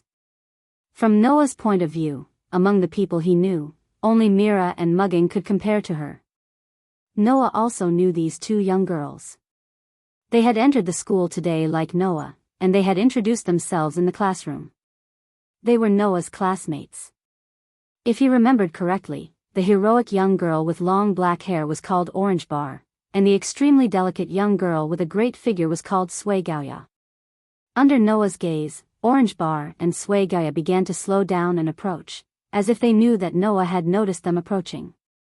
However, Orange Bar still walked towards Noah confidently, and only slowed down slightly. Sui Gaoya, on the other hand, hid behind Orange Bar as if she was a little scared. She followed Orange Bar and walked in front of Noah. Hello. Orange Bar didn't lose his heroic spirit, but also didn't lose his manners as he nodded at Noah. I'm Orange Bar. I still remember the names of my classmates. Noah scratched his cheek. As for me, I don't think I need to introduce myself, right? Of course, even if I want to forget you, it should be very difficult. Orange Bar smiled bitterly and shook his head. I'll call you Noah. Is that okay? Of course. Noah nodded, and then turned his gaze to Sui Gaoya, who was hiding behind Orange Bar. You're Sui Gaoya, right? Sui Gaoya seemed to be frightened.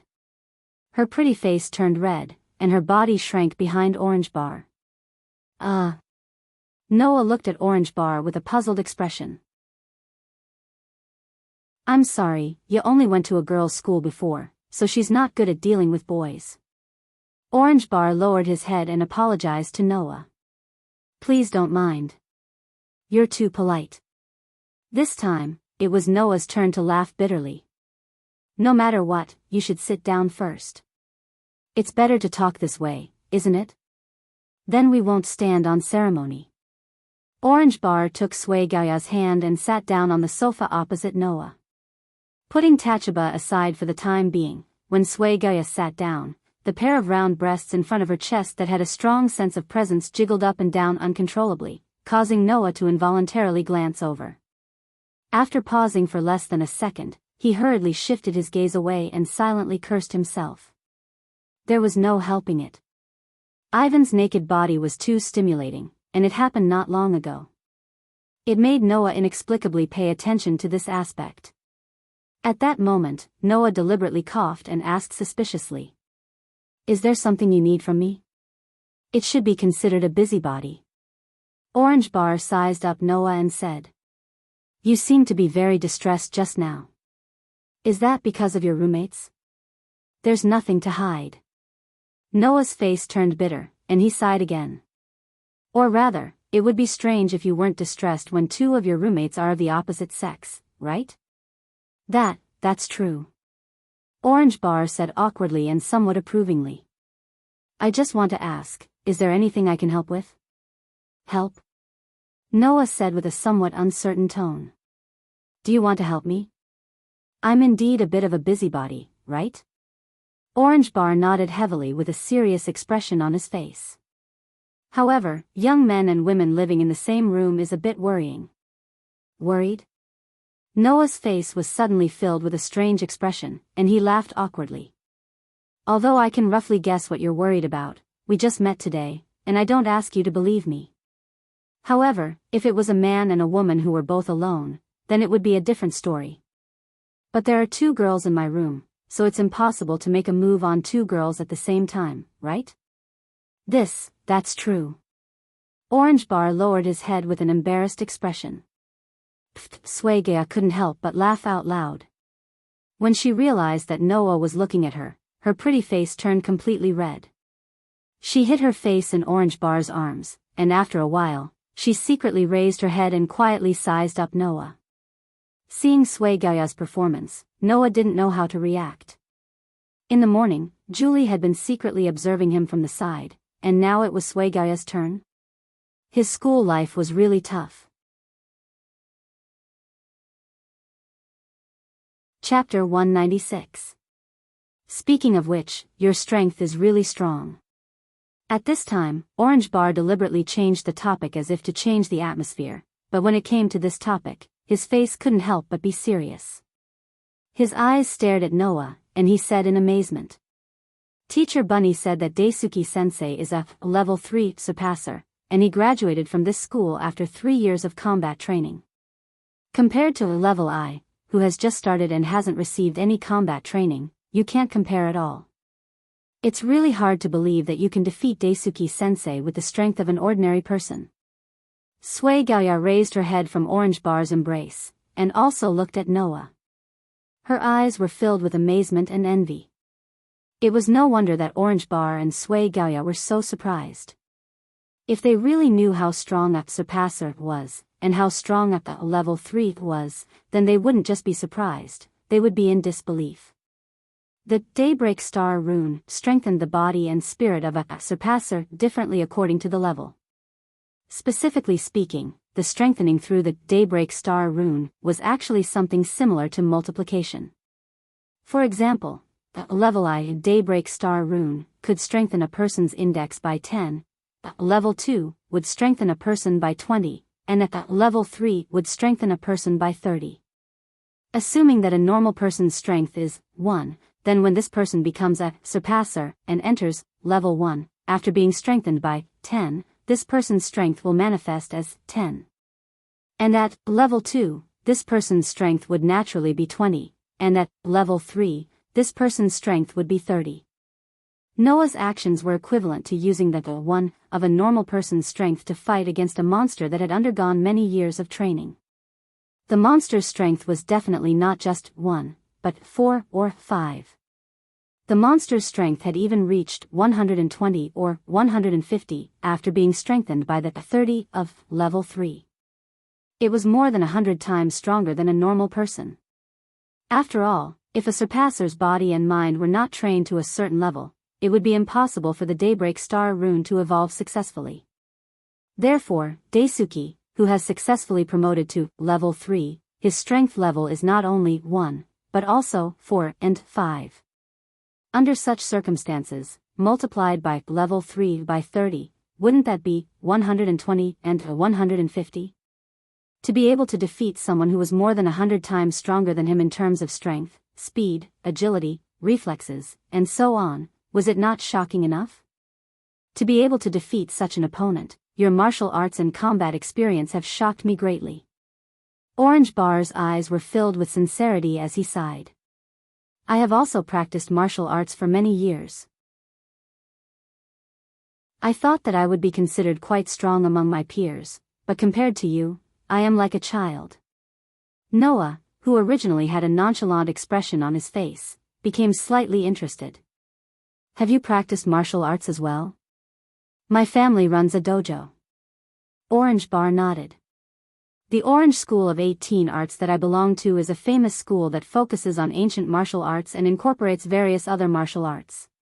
Therefore, I can see how shocking the skills you used in the battle that day were. If possible, I really want to spar with you. Saying so, Orange Bar's face also showed an unconvinced expression. Obviously, he was not just saying it, he really wanted to do it. Little Bar? Sui Gaoya called out worriedly. On the other hand, Noah glanced at Orange Bar, whose face was full of unconvinced and awe-inspiring, with some surprise, and then suddenly smiled. This school is a school that cultivates combat skills. I believe that there will be plenty of opportunities to spar with classmates. That's true. Orange Bar was also eager to give it a try. That's really exciting. With amazing combat skills and combat experience, and being able to defeat level 3 at the level of an ordinary person, and now with level 1 enhancement, how strong is Noah? This was something that Orange Bar especially wanted to know. He believed that this was something that the others who knew about Noah's deeds also wanted to know. However, if these people knew of Noah's true strength after the limitation was lifted, what kind of reaction would they have? Thinking of this, Noah could not help but laugh. Although the Daybreak Star rune's enhancement to the human body existed in the form of multiplication, Noah knew that there was a limit to it. Otherwise, How could Noah's body, which had been strengthened to a frightening degree by the level 1 virus, only grow by a negligible degree after being strengthened to 10 times by the level 1 virus? Therefore, once a surpasser trained their body and spirit to the extent that even the daybreak star rune could not strengthen them, then the daybreak star rune would also be completely helpless, right? Of course, that was something that an ordinary person could not do. Noah could only be considered an anomaly. Next, Noah and Orange Bar began to discuss martial arts and combat. Sui Gaoya, who could only watch Noah and Orange Bar communicate, sat obediently at the side, secretly sizing up Noah's slightly determined face, her pair of watery eyes flashing slightly. Katja, gently opening the door, Noah poked his head in from outside and looked into the room. About an hour had passed since the lights out time, so there was naturally no light in the room, but only a dim light. Noah listened carefully for a while, until he heard breathing sounds coming from inside the room. Only then did he breathe a sigh of relief. He tiptoed into the room, and very carefully closed the door. His actions were like that of a thief, making Noah feel a headache. Going back to my own room like a thief, what the hell is this? With this kind of thoughts that could easily make people feel helpless, Noah walked into the room and looked at the direction of the bed. At this time, the two girls who were Noah's roommates were already deeply asleep on the bottom bunk of the bed that was divided into two bunks. Julie was still wearing the white shirt, her white thighs were directly exposed to the air, her body was on the side, and she slept very soundly. Beside Julie, Ivanli was wearing a set of pajamas with floral patterns. The style of the pajamas was a combination of very ordinary clothes and pants. Who knows if it was because he considered that there was a girl in his roommate, so he chose such a conservative style. He hugged Julie and let out rhythmic breathing sounds. Looking at the sleeping faces of Ivanli and Julie, Noah couldn't help but smile, and took off his uniform jacket. Just when Noah wanted to climb to the top bunk to sleep, a cold voice echoed in the extremely silent room. "Don't you plan to say something?" Noah's movement froze. On the bottom bunk, Ivanli, who was hugging Julie, stared at Noah with a pair of gem-like eyes. Although her face was a little red, there was no shyness in her eyes, only anger. "I thought you were going to sleep somewhere else tonight." Hee hee. Noah laughed dryly, then immediately sighed as if he gave up, and his body relaxed. "If apologizing can solve the problem, I don't mind doing it." "I didn't ask you to apologize." Ivanli also sighed, half squinted at Noah, and her tone was more or less filled with dissatisfaction. "That's not your fault, don't worry, I won't blame you," but Ivanli's pretty face was a little redder, and she stuttered. "No matter what you saw, you have to forget it." "Forget? If I can forget, why would I be so worried?" Noah could only yell this in his mind, and made a gesture of surrender. "I should be the one saying this. If Ivanli can forget what happened today and get along with me like before, I will be very grateful." "That's good." Ivanli turned her head and hugged Julie. "Good night." Seeing that Ivanli didn't bother him anymore, Noah admired Ivanli's generosity, and at the same time, he spoke softly. "Good night." Not long after, Ivanli once again breathed rhythmically. Looking at the sleeping Ivanli and Julie, who were as cute as a doll, Noah smiled after a while. "I wish you all sweet dreams."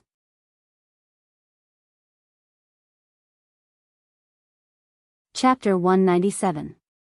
Chirp chirp chirp chirp. When the morning birds chirped and the soft sunlight shone into the room through the gap in the curtains, Noah woke up from his sleep. Not sure if it was because of the change of environment, Noah woke up earlier than usual. After rubbing his black hair, he sat up. Noah poked his head out from the edge of the bed and looked at his lower bunk. He thought Ivanli and Julie were still sleeping, but he only saw an empty bed. Even the quilt was folded and placed neatly at the end of the bed. Seeing this, Noah was slightly surprised.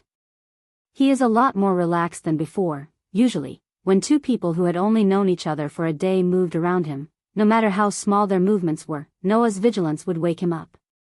Ivanka and Julie were obviously on their feet.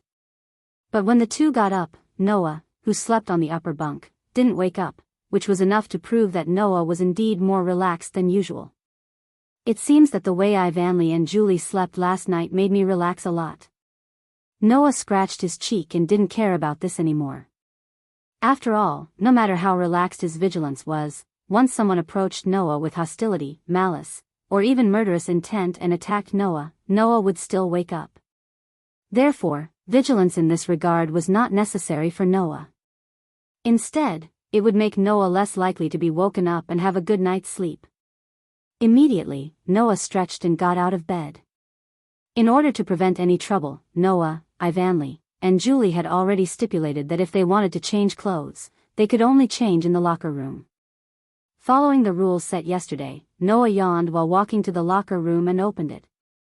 The next moment, Noah finally began to regret his idea.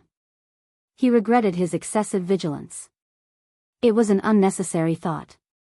Otherwise, with Noah's perception ability, he would definitely be able to detect a presence in the locker room at this time.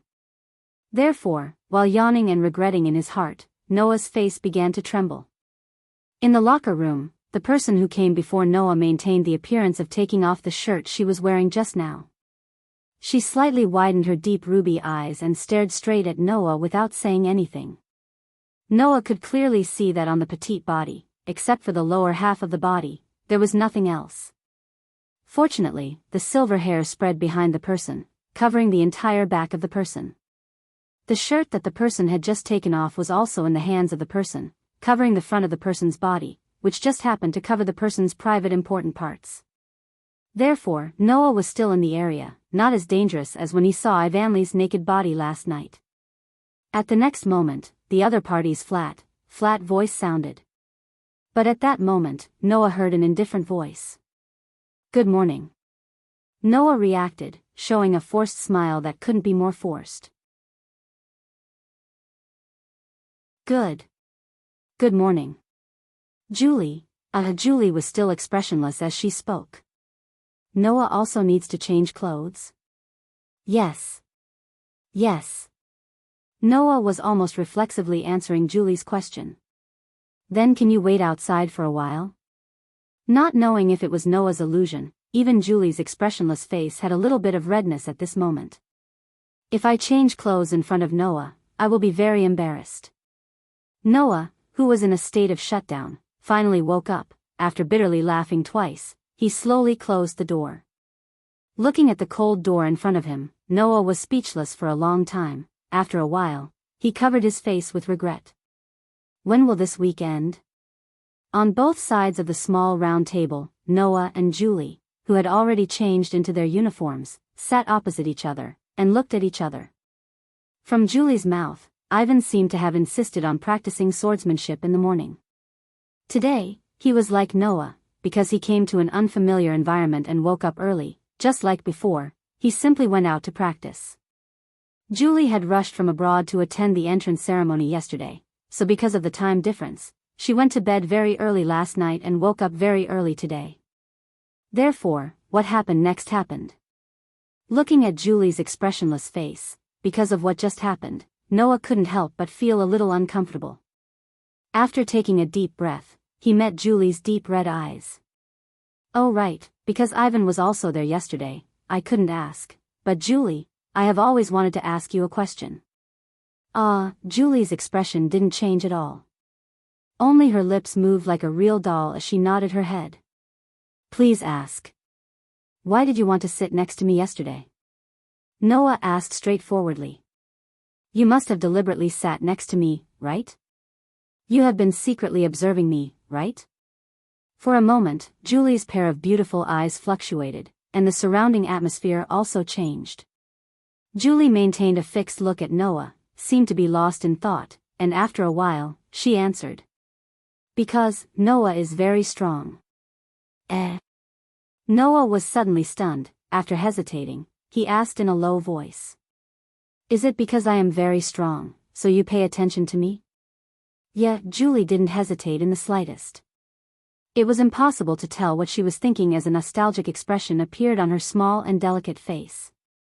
"Dad is also very strong, like Noah, very, very strong." Noah's heart moved, and he was slightly relieved. Julie, who usually had a difficult expression, showed a touch of nostalgia. Thinking about it, Julie's father should be very important to her, right? Because I am as strong as Julie's father, so Julie pays attention to me? This is really like the behavior of a child. What Julie said next made her seem even more like a child. Can I also be like that? Julie lowered her head slightly and said. Can I also become as strong as Dad and Noah? For some reason, Noah heard a trace of longing and sadness in Julie's emotionless voice. This made the expression on Noah's face gradually become serious. Looking at Julie, who lowered her head, he couldn't help but reach out and touch her head. Ding-ling. The sound of the bell also sounded. Julie raised her head and looked at Noah with a bit of disbelief, as if she didn't expect Noah to suddenly do this. A strong sense of longing can make people stronger. In front of Julie, Noah said with a smile. If Julie has such a strong sense of longing, then she can definitely become stronger. Julie's eyes rippled, and on her head, a silver ahogue swayed like a tail. After a long time, Julie spat out a word. Yeah, Haolang Academy, first grade classroom, good morning. Good morning. While saying good morning to each other, Noah and Julie walked into the classroom together. Under the gaze of everyone around them, they walked to their seats. Noah. Julie. There, Ivan was sitting in his seat and waving in the direction of Noah and Julie. There were also some students around him, and they seemed to have been talking until just now. Although it was only a day, Ivan's cheerful personality and good social skills seemed to have made him like a fish in water in this class, and he made a lot of friends. You guys are so slow. As soon as he sat down, Ivan complained to Noah and Julie. I thought you guys were already here, so I came directly. Do you know how lonely I was after not seeing you guys? Lonely? Noah glanced at Ivan. Weren't you chatting happily with your classmates just now? It's because I'm lonely that I want to find someone to chat with. Ivan said this as if it was a matter of fact. Just as Noah wanted to say something, at the door of the classroom, a sweet and cheerful voice came into the classroom. Good morning, he saw Teacher Little Rabbit holding a baton.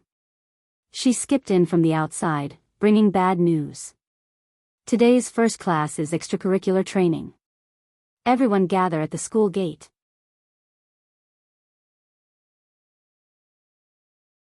Chapter 198. Here. Everyone, gather around Teacher Little Rabbit. In front of the school gate, Teacher Little Rabbit, who was still in her maid outfit with a pair of rabbit ears, waved her hands in an extremely exaggerated manner, as if she was afraid that others wouldn't see her. Those who didn't know would think that she was standing at the edge of a cliff, waving her arms with all her might as if she was about to fall. It was very comical. However, with such a conspicuous target, the group of students didn't have to worry about not being able to find a place to gather. One by one, they ran over from not far away and lined up in front of Teacher Little Rabbit.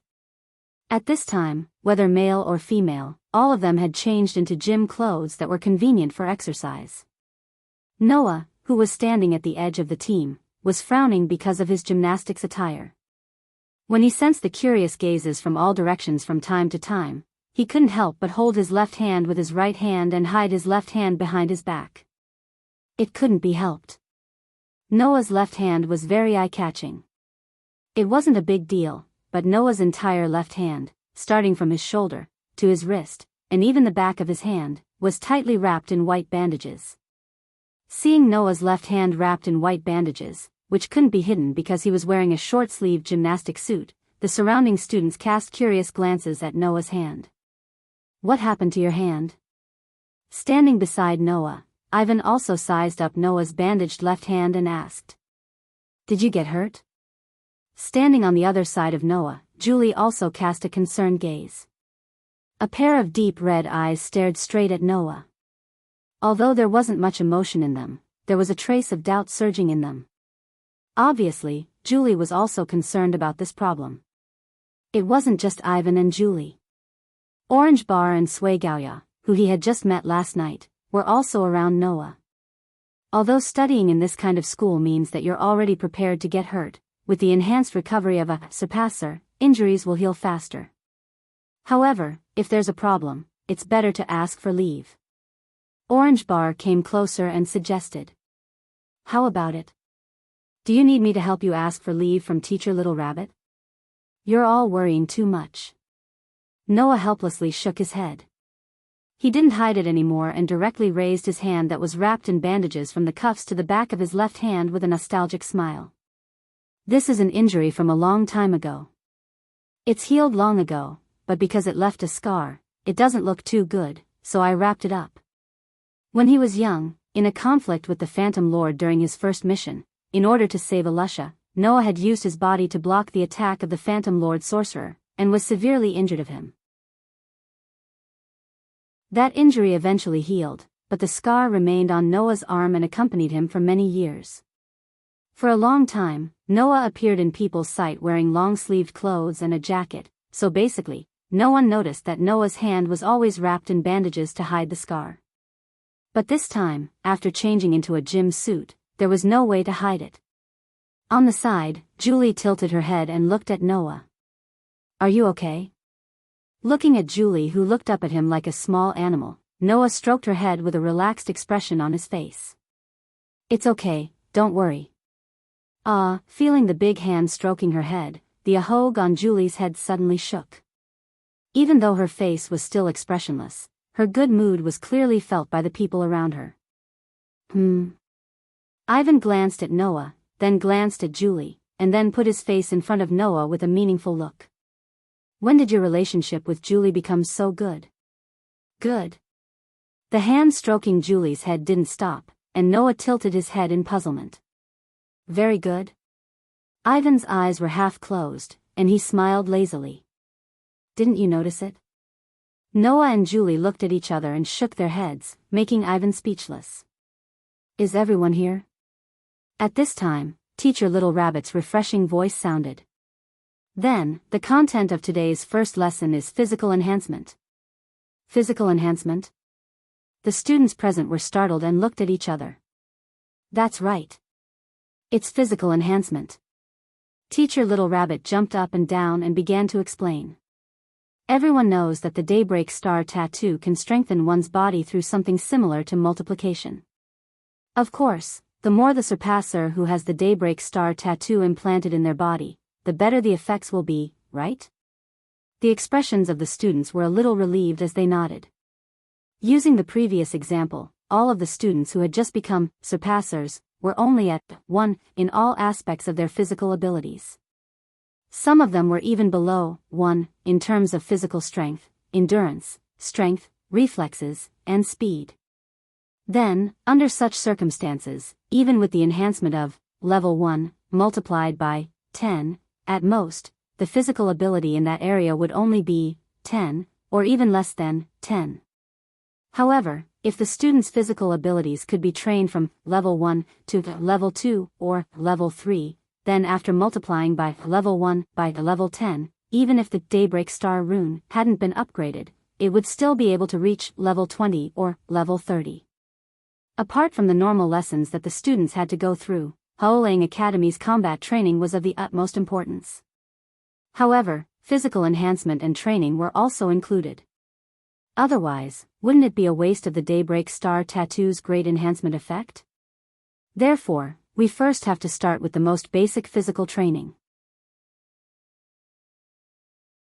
After that, we will continue to train everyone's strength, speed, agility, reflexes, and even the body's ability to resist attacks. Of course, there is also our most important combat training course. Teacher Little Rabbit nodded with a face full of joy.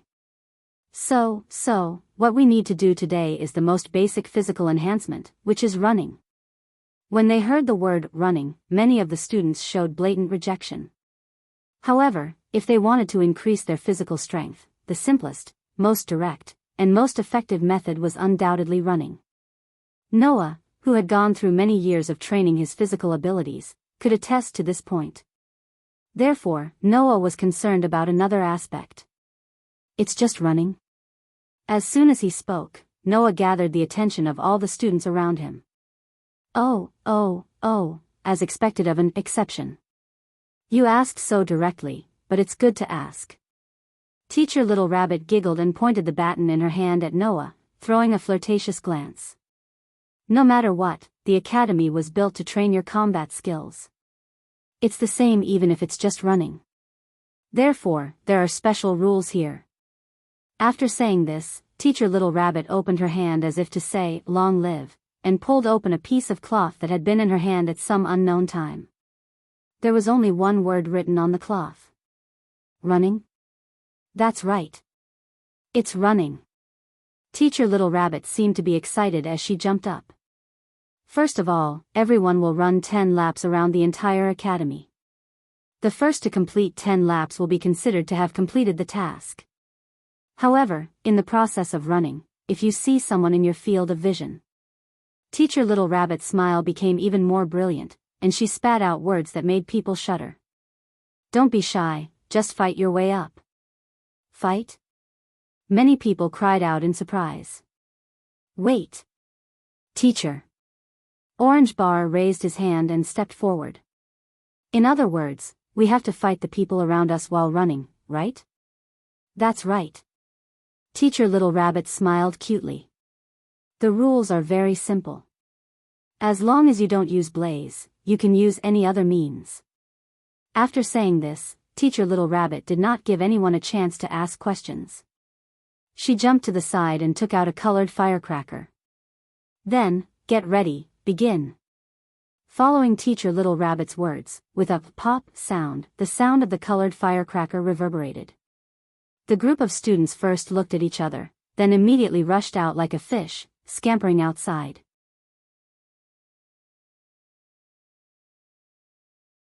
Chapter 199. Iowa Dash.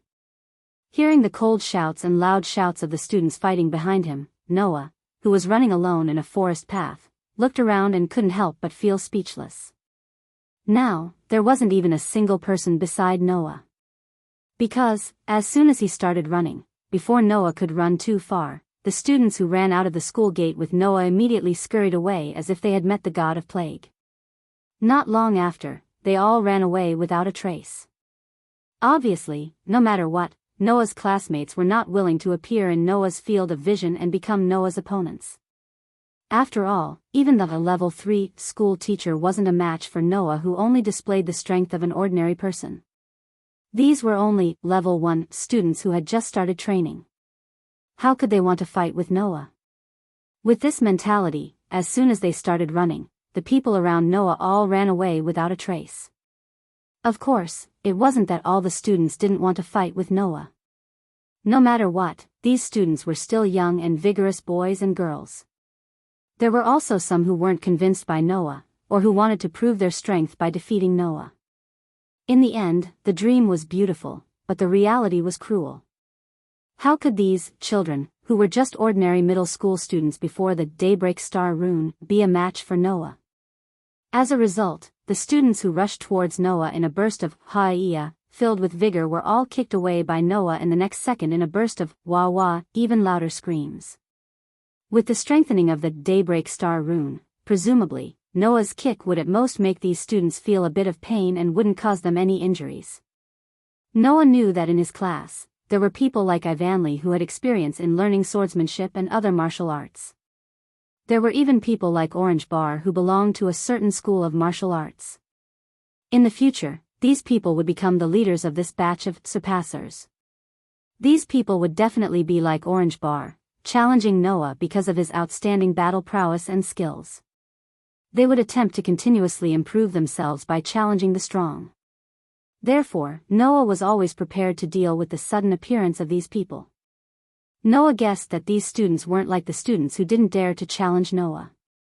They were afraid of appearing in Noah's field of vision, and they were also afraid that Noah would catch up to them and attack them if they ran in front. Therefore, they deliberately fell behind and ran at the back. They must have deliberately sped up and ran to the front, preparing to use the advantageous terrain to launch an attack on Noah. The school was surrounded by sand dunes, mud fields, and wild forests. Different combat styles would also be affected by the terrain. When Noah ran to the terrain that others were good at, he should be able to meet the real challengers, right? Rustle, just as Noah was thinking about this, the trees that were used to optimize the scenery suddenly shook and made a sound. Noah stopped in his tracks. Whoosh! Almost at the same time, a figure rushed out from behind the shaking trees, like a wild wolf pouncing on its prey. With the sound of the wind, he swung his fist and hammered Noah's body, landing on Noah's body. However, before the attacker could rejoice, his opponent's entire body directly passed through Noah's figure, and the punch landed on empty air. It's actually an afterimage? The attacker's face changed. However, in the next moment, with a "pa" sound, the attacker felt that his foot was tightly grabbed by a strong palm before it could land on the ground. Oh no! Sensing the danger, the attacker immediately wanted to twist his body and break free from the hand that was grabbing his foot. Too slow. Unfortunately, Noah didn't give the attacker a chance to react. With a strong pull, he pulled the attacker in front of him, clenched his fist, and raised it above his head. Hiya hiya. But just as Noah was about to punch his opponent, another figure suddenly flew out and fell from the sky. As he shouted, he threw a fierce punch towards Noah's body. Noah's fist immediately stopped. He raised his eyebrows and didn't continue to attack. He pulled the attacker's foot and threw the person in his hand out. Moreover, he threw the person in the direction of the other attacker. As a result, the two attackers suddenly collided with each other. Bang! In the muffled sound, two muffled groans were also heard. The two attackers followed the gravitational pull and fell from the air. When they were halfway down, they adjusted their bodies and staggered as they landed on the ground, stabilizing their bodies. Only then did Noah see the full appearance of the two attackers. The first attacker was a short boy who wore a pair of glasses on his face. His eyes were quite fierce, and even his face looked fierce. He gave people a feeling that he was deliberately pretending to be fierce. The second attacker was a taller boy. Compared to the first attacker, he was slightly kinder. However, he exuded a different kind of presence that couldn't be ignored. These two were also Noah's classmates. He remembered that the short boy with glasses was called Oki Hokusaki. The other boy looked quite inconspicuous, but he exuded a presence that couldn't be ignored. If Noah remembered correctly, his name seemed to be Jushu Totoro. Noah, who subconsciously called out the latter's name, narrowed his eyes slightly. On the other side, Jushu Totoro covered his abdomen that was hurt when Oki Hokusaki was thrown onto him. There was a hint of bitterness and helplessness in his laughter. Sure enough, it's not that easy. Idiot. Idiot.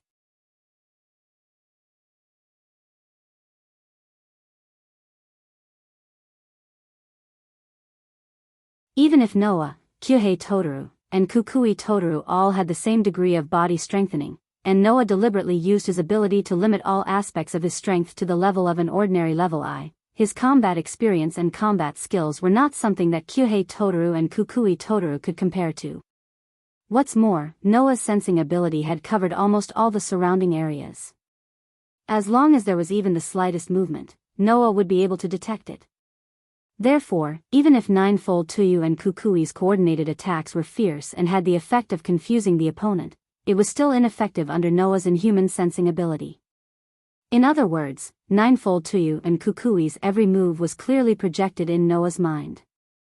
In this case, if they wanted to hit Noah, even a level 3 graduate who had trained in this school for 3 years could not do it. Even if Ninefold Tuyu and Kukui were martial artists, they were still only level I. Want to hit Noah? Easier said than done. This guy is really strong. After several consecutive coordinated attacks, Noah managed to escape danger by a hair's breadth. Ninefold Tuyu's face gradually became dignified. He clenched his teeth and his speed increased a lot. With a shyo sound, he turned into an afterimage and shot straight at Noah. Who? However, Noah once again dodged Ninefold Tuyu's attack with a strange arc that ordinary people would not be able to predict. Here. Kukui also overdrew his physical strength to increase his speed. He lowered his body and suddenly pounced. In the end, he still pounced on empty air. On the forest road that was full of trees, the confrontation was getting more and more intense. Ninefold Tuyu and Kukui's speed had increased to the point that every time they moved, there would be a gust of wind.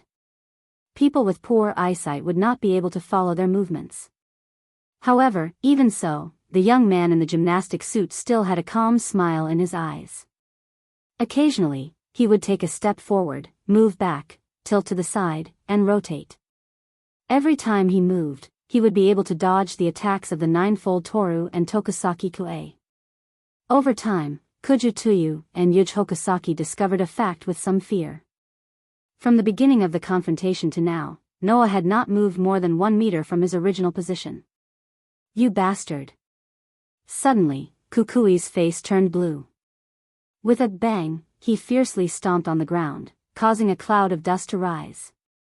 Like a whirlwind, he glided around Noah in an arc like lightning and rushed toward Noah, who was in the center. If one were to look down from above, it would seem like Kue Tokusaki was sprinting in a circle with Noah as the center. The speed of his sprint brought up a cloud of smoke and dust, like volcanic ash erupting from an erupting volcano, surrounding Noah in the middle. As for Kukui himself, when the dust was enough to cover Noah's entire field of vision, he swooped down, clenched his hand into a fist, and punched the black shadow in the center, which was covered by the dust. "You actually came up with such a trick. You're quite capable." Noah's surprised voice reverberated in the cloud of dust and entered Akui Tokusaki's ears. "Unfortunately, it doesn't work on me." After saying that, Kukui, who was rushing toward the black shadow in the center, intended to give his opponent a full blow, saw it. Poochie. As if something was broken, in a tearing sound, a hand flashed out from the black shadow covered by the dust like a ghost and turned into a palm. It brushed past Kukui's fist and gently pressed on Kukui's chest like a leaf floating slowly. Dong! Undoubtedly, the palm seemed to be very light, but the moment it fell on Kukui's body, a dull explosion was heard, as if it came from Kukui's body. Guha! At the same time, Kukui felt an indescribable force hit his chest, causing him to groan. His body flew backward as if he had been hit by a truck. However, Kukui, who was hit by Noah, showed a triumphant smile. Whoosh! Immediately, another figure appeared from the opposite direction. It seemed that it had discussed with Kukui, who had just been sent flying out of the smoke, and it went into the smoke. In a flash, it appeared in front of Noah. "It's over." In a violent roar, Ninefold Totaru raised his head, revealing a determined face. Like a longbow that had been pulled to its limit, he pulled a fist behind his back. Then, a scene that surprised Noah appeared. Buzz! He pulled the 9-layer penetrations behind him like a bow that was pulled to its limit. Specks of light flickered around his fist and converged on the 9-layer penetrations. Finally, they condensed into a golden vortex. Hiya! In an instant, Ninefold Torrent let out a loud roar. His fist, which was condensed with a golden vortex, was like a shooting star that disappeared in a flash. Amidst a dull explosion, it landed heavily on Noah's body, who had a surprised expression on his face. In the area shrouded in smoke and dust, a brilliant golden light flashed. Bang! Amidst the sound of the explosion, a storm-like impact wind swept out from the smoke and dust, blowing away all the smoke and dust that shrouded the area. However, it brought along an even denser and more violent smoke and dust, which mixed with the randomly spreading airflow, blew in all directions. Dong! The ground suddenly shook, as if it had been hit by a meteorite. Gravel flew into the sky.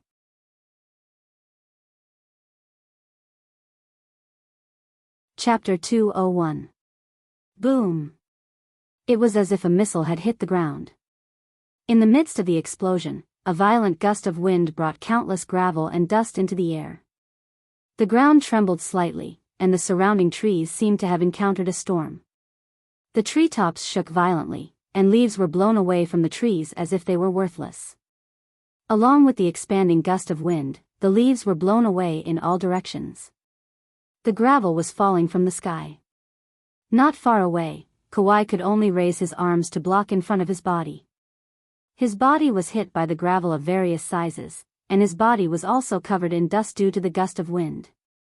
After a long time, Akui Tokusaki slowly lowered the arm in front of his face. He struggled to raise his head with his glasses and looked in front of him. At the spot where Noah was supposed to be standing, a hole with a diameter of at least 4 to 5 meters had replaced the original intact ground. Gravel kept rolling down from the inside of the hole. Ninefold Totoro was standing in the center of the hole, kneeling on one knee. One of his fists was still on the ground, which proved that he was the one who launched the attack. Kawai covered his chest and stood up from the ground. He looked in the direction of Ninefold Totoro with cold sweat dripping down his face. There was a hint of shock in his eyes. That guy, when did he learn this move? Ugh! Ninefold Totoro, who was in the center of the hole, raised his hand that was dripping with blood due to the cracked skin. His other hand was tightly hugging it, and a trace of pain appeared on his face. Sure enough, even if I've become a surpasser, the burden of this move is still very heavy. Kawai, who was immersed in the power of Ninefold Totoro's inexplicable attack, quickly realized that something was wrong and woke up with a start. That's not right. Where's that guy? Ninefold Totoro, who was hugging his arm with a painful expression, narrowed his eyes and was shocked.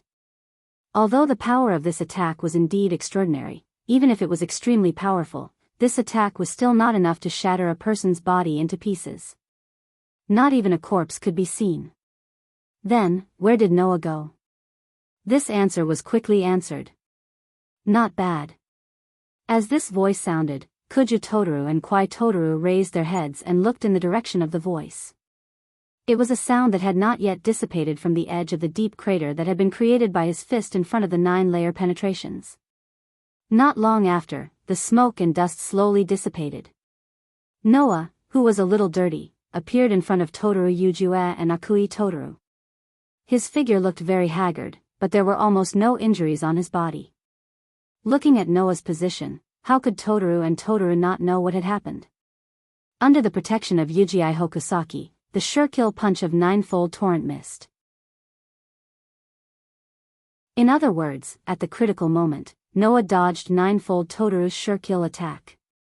By opening and closing your body to the limit and concentrating all your strength on one point in your fist, using the fastest speed and the shortest path to throw this punch, at the moment when the punch hits the limit of the distance that the fist can reach, all the strength gathered in the fist will be released in an explosive manner. The real purpose of this attack should be to create a shockwave, not to throw out your full-strength punch. That's why the power is so great. Under the gaze of Kuju Totoro and Yuta Totoro in disbelief, Noah patted his dirty clothes and looked at Kuju Totoro with a smile. Am I right? You dodged it? Kuju Totoro opened his mouth and finally revealed a bitter smile. Not only did you dodge it, but you also saw through the true purpose of my attack. Who are you? The principle behind your attack isn't very difficult. It's just like how people who practice swordsmanship all year round can unleash sword waves and slash through the air when they reach the pinnacle. Similarly, punches can also unleash shock waves. It's just that your attack has strengthened this feature to the limit. Noah lowered his head and looked at his hand. If it's a person who has trained his body and skills to the extreme, saying this, Noah fiercely clenched his fist. Like a longbow that was pulled to the limit, he instantly pulled his clenched fist behind his back. Whang! The power condensed from the fist shook the atmosphere and rolled up a small impact. The small impact turned into solid light spots and gathered on Noah's fist. Originally, at this point, as long as the power was perfectly controlled and the fist was thrown in the shortest path and the fastest speed, the small impact and huge force gathered on the fist would hit the space in front of the fist, causing a bigger impact and forming a real shockwave that spread out. In this way, the sure-kill punch of Kuju Totoro would be perfectly reproduced. Unfortunately, Noah could not reproduce the sure-kill punch of Kuju Totoro. Bang! In the next moment, the condensed impact on Noah's fist and the condensed power on the fist suddenly lost balance, causing the small impact of the light spots on Noah's fist to dissipate with a muffled sound. Sure enough, even if I know the principle and how to use it, I can't use this move if I don't find the specific way to control the power. Noah frowned and clenched his fist, but his expression soon relaxed.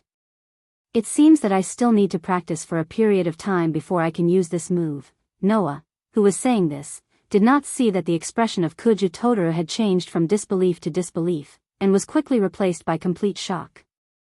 In order to learn this move, Kuju Totoro had spent almost 2 years before he finally mastered it completely. And now, Noah had only seen it once, and after deducing the principle and method of using it, he had almost succeeded. The only difference was that he had not practiced it and did not know when to control the power to what extent. What a terrifying person. Kuju Totoro took a deep breath and suppressed the shock in his heart. He hugged his arms, stood up, looked at Noah, and sighed. This move is quite a burden on the body, especially the arm. Even now that I've become a surpasser, I feel that using it twice is the limit. If you use it a third time, I'm afraid that your body will become immobile. If you want to practice this move, it's best to allocate the number of practice times and practice time. Otherwise, your body will definitely collapse. You have to be careful. Hearing this, Noah was slightly startled, and then laughed. I secretly learned your move, and you're giving me advice? Aren't you too nice? Really, what the hell are you doing? Kuju Totoro, who came to Kuju Totoro's side, also complained. This guy is now an enemy. Can't you give advice after class? Hearing this, Noah was happy again. Didn't that mean that he gave advice without objection? Although their personalities were different, Kuju Totoro and Kuju Totoro were unexpectedly good people. Do you guys still want to fight? Noah, who had a good impression of Kuju Totoro and Kuju Totoro, did not pursue the victory. Instead, he shrugged at them. I think that at this time, the winner has already been decided, and the right choice is to continue running. Otherwise, if your injuries are really serious, you won't be able to complete the task of running 10 laps. You bastard, are you trying to make us surrender? Kuju Totoro roared with a fierce face. I won't let you win that easily. Well, little tiger, I think that Noah is right. Kuju Totoro advised. We still have 10 laps to run. If we continue, not only will we exhaust our energy, but our injuries will also worsen. If that's the case, we won't be able to complete the task. Humph, Kuju Totoro's eyes flickered for a moment, as if he had found a way out, and turned his head away. Noah, who saw the interaction between the two of them, laughed involuntarily. He turned around and waved his hand at the two of them. Well then, I'll go first. Let's fight again next time. Without giving them a chance to speak, Noah ran away, leaving Kuju Totoro and Kuju Totoro staring at each other. Kuju Totoro raised the fist that he had just thrown out, looked at it, and clenched it tightly. I also need to become stronger.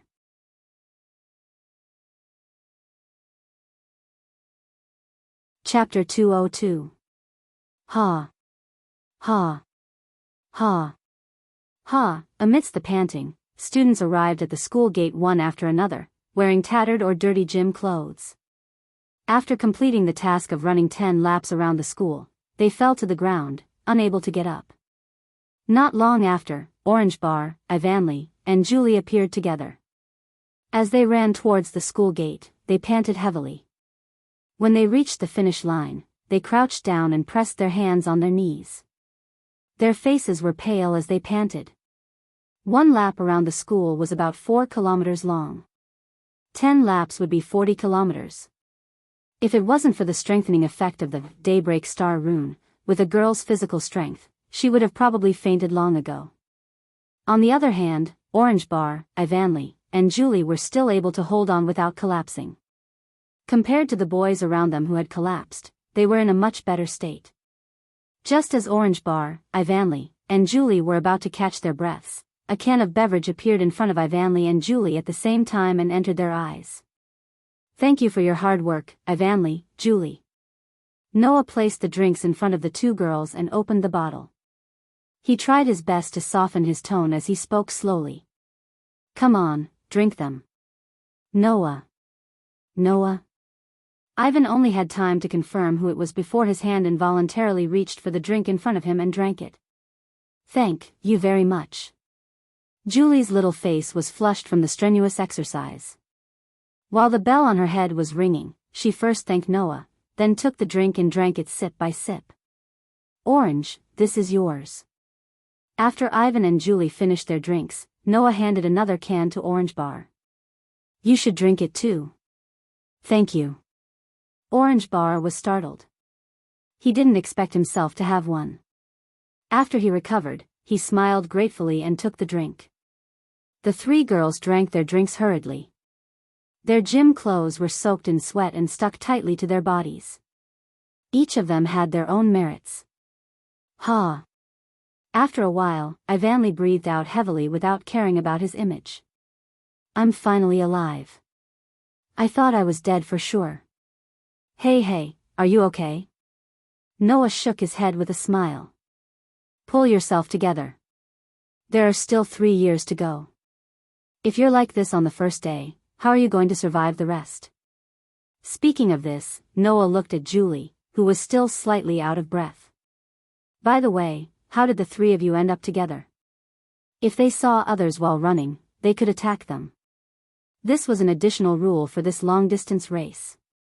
However, Orange Bar, Ivan, and Julie ran back to the finish line together. Clearly, although they had met each other, they did not fight. "This was Ivanli's idea," Julie answered honestly. "The three of us formed an alliance to deal with others and complete the 10 laps mission. After all, us girls are different from you guys. In terms of pure physical strength, we're definitely weaker." Orange Bar nodded in response to Noah's question. "So, in order to avoid wasting unnecessary energy and time, we ran back together when we met Ivanli and Julie." Noah was relieved. Even if Ivanli had learned the way of the sword and Orange Bar was a master of the 18 arts of orange flow, they were still inferior to the boys in terms of pure physical strength. As for Julie, Noah hadn't seen her true strength. But thinking about it, her petite body couldn't have stored much physical strength. Of course, even though that was the case, other than the boys, Juba, Ivanli, and Julie were the first girls to reach the finish line and complete 10 laps. Even if the boys were included, the three of them were still in the top 10. This was already considered very fast and had good stamina. "After this long run, I finally know how powerful the Daybreak Star tattoo is," Ivanli said with a complicated expression as she stroked her breasts, or more accurately, her breasts, which were bulging under her gym clothes. "We actually managed to run 40 kilometers. It's a bit unbelievable." 40 kilometers was already considered a marathon. For a group of girls who only went to a normal junior high school and didn't specially train their bodies and only practiced martial arts, it was really unbelievable that they could complete such a mission. Moreover, not only was there a problem with the height of the road outside the school, but because it was an artificial island facing the sea, the wind was especially strong. Running in such an environment was no different from running on a steep slope with a grade 4 or 5 wind. It was quite tiring. However, the group of students managed to finish running such a route within 2 hours. This was already close to the world record for a marathon, right? It was natural for Ivanli to have such thoughts. "Right, Noah." Ivanli suddenly said to Noah. "How many times did you complete the task of 10 laps and reach the finish line?" Orange Bar and Julie immediately turned their heads and looked at Noah. "Me?" Noah scratched his cheek. "Well, maybe it's because not many people wanted to fight with me, but I was the first to successfully finish the race." "The first one?" Orange Bar choked and followed up with a question. "Then when did you finish?" Noah said with an innocent face. "About an hour ago." Orange Bar and Ivanli were speechless. Even Julie was stunned for a moment before nodding her head. As expected of Noah, he's really strong. It took Orange Bar, Ivanli, and Julie 2 hours to finish the 40 kilometers run. And this was already equivalent to the world record for a marathon. 1 hour? What kind of concept was that? Undoubtedly, it's all stage I. Even if your stamina was originally much stronger than ours, after the enhancement, the gap shouldn't have widened so much, right? Orange Bar could only say this with a speechless expression. Could it be that other than your outstanding martial arts, you also have amazing stamina? My stamina isn't too far off from the average guy. After the enhancement of the Daybreak Star rune, it's not much different from the guys in class. Noah smiled meaningfully. And there's a trick for me to be able to reach this stage. Trick? Orange Bar, Ivanley, and Julie's ears twitched at the same time. Ivanley couldn't help but ask. What trick? It's the trick to increase stamina and stamina's recovery speed, extending stamina usage time, and indirectly extending stamina training and increasing stamina's duration and extent. Noah said calmly. It's with this trick that the stamina consumption and recovery are basically equal. So, I basically finished the 40 kilometers without any loss. When I came back, I didn't even pant. So powerful? Ivanley was startled and quickly asked. Then what's the trick? You want to know? Noah shrugged. Today's long-distance running class is already over, so I'll tell you next time. After saying that, Noah turned his gaze to the running track that they had been running on until an hour ago. From afar, Noah could almost see a few people running in this direction with flushed faces and thick necks. Behind them, there should be quite a few people still working hard. Suddenly, Noah muttered to himself for a while and looked at Orange Bar. Where's Sui Gao? I don't know either. Orange Bar shook his head and also looked in the direction of the running track. We saw ya on the way here. We wanted to run back with her, but you complained that we were running too slowly and insisted that we run back first. That child has a more delicate personality, so to not let her be a burden to us, we ran first. Noah nodded and agreed with Orange Bar's actions. With Sui Gao's delicate personality, if Orange Bar was really with her and looked after her, it might really make her feel guilty that she was dragging them down. Therefore, Orange Bar's actions were not wrong. In the end, when Sui Gao returned, the sky had already started to darken. The moment she reached the finish line, Sui Gao fainted due to fatigue.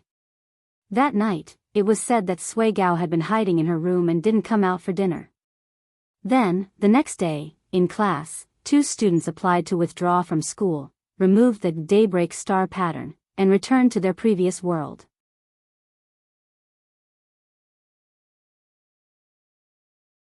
Chapter 203. In the cold forest, in an open space, Noah stood in the middle, as if he had entered a meditative state, letting the cold wind blow on his body without moving. On the side, Ivan and Julie were also present. As if they were afraid of disturbing Noah, they subconsciously held their breath and quietly stayed there.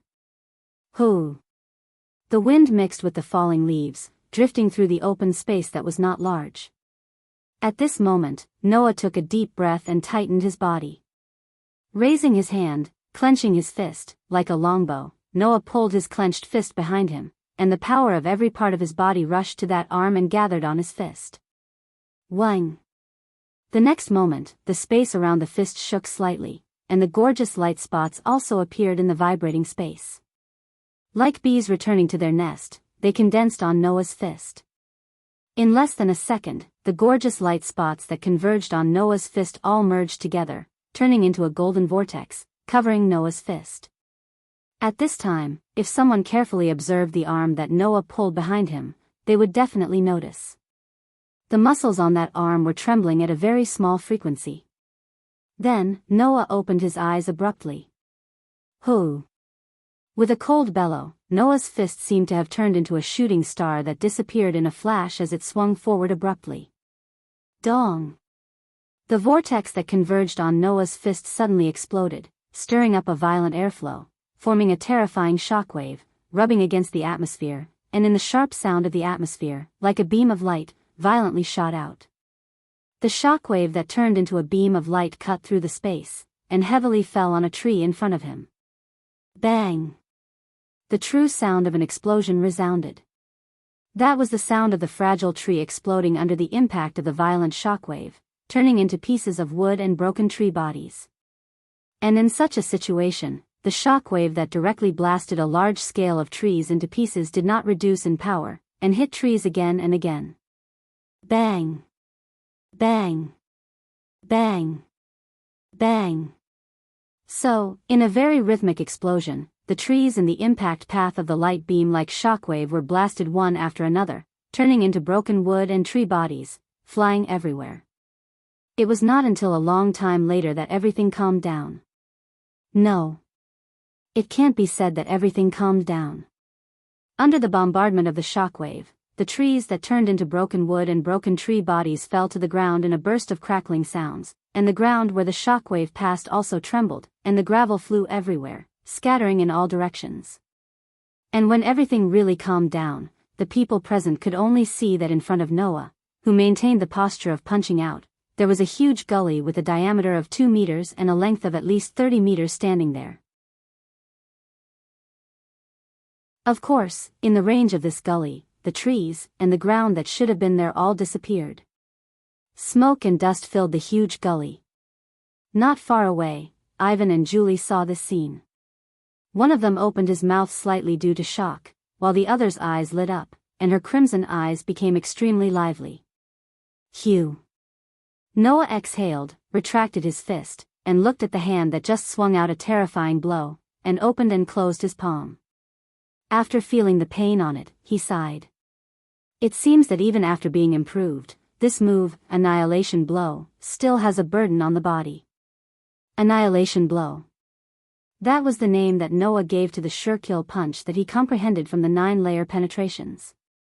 Of course, it was different from the move he comprehended from the 9-layer penetrations.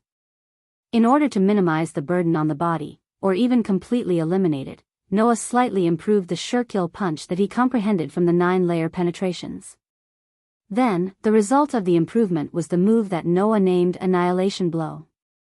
However, although it was said to be an improvement, Noah only added a few things to the move that he comprehended from the 9-layer penetrations. In the process of punching out, he controlled the muscles of the arm that punched out, and made the muscles of the arm vibrate. Noah added this step to make this move called Annihilation Blow take shape. The reason why the sure-kill punch of the 9-layer penetrations had such a large burden on the body was mainly because the power of this move was too great, and the reaction force of the punch would also act on the user's body, making the user's body bear the burden. And if Noah added this step, in the process of punching out, the huge reaction force would be removed little by little along with the vibration of the arm muscles. In the end, the reaction force acting on the user's body would be reduced by a lot. In this way, when the user punched out, he would be able to use his full strength without restraint, and a part of the reaction force that was removed would also rebound, increasing the power of the Annihilation Blow. Therefore, Noah's Annihilation Blow not only could be used more than the unimproved version of the 9-layer penetrations, but its power was also much greater. According to the 9-layer penetrations, his move could only be used twice, and after 3 times, his body would be completely immobilized. Noah's Annihilation Blow could be used at least 4 times, and after 5 times would be the limit. If he wanted to completely immobilize his body, he would have to use it 7 times. At least, when Noah's body was still at rank I of an ordinary surpasser, it was like this. Seeing Noah retract his fist, Ivan and Julie hurriedly approached him. "This is the move you said a few days ago that you stole from others?" Ivan looked at the huge gully, and couldn't help but be speechless. If hit, even a surpasser would be near death, or even instant death, right? Julie pulled Noah's clothes, raised her head, and stared at Noah without blinking. "This move, can you teach me?" Julie also wants to learn. Noah paused, and then apologetically patted Julie's head. "Sorry, although Annihilation Blow was improved by me, it still puts a lot of burden on the body. It's not a good choice to let a girl with a weaker body learn it. Also, Julie is quite petite. I'm afraid that even if you learn it, not only will you not be able to use it successfully, but you will also hurt yourself." Julie's bright eyes suddenly dimmed a bit, and she said with a bit of dejection, "That's a pity. I'm really glad that I didn't become Noah's opponent in the qualification ceremony." Ivan stuck out his tongue. "Okay, it's almost time for class, let's go back." Noah and Julie nodded at the same time. As soon as they entered the classroom, Noah, Ivan, and Julie felt that today's atmosphere was a bit heavier than usual.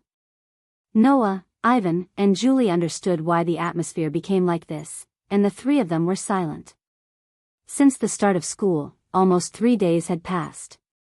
In these 3 days, basically every day, there would be a group of students who couldn't bear the heavy training and applied to leave the school.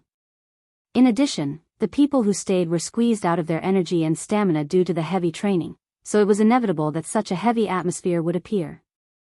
From afar, Noah could even see that Sui Gaoya, who fainted during the long-distance running training 3 days ago, was sitting in her seat with her head down, her face full of gloominess and disappointment, making Orange Bar, who was sitting next to her, abnormally worried. In these few days, Sui Gaoya had maintained such a worrisome state. Obviously, these days of training also made this weak girl feel abnormally pressured. Seeing Sui Gaoya like this, Ivan, who was sitting next to Noah, couldn't help but worry.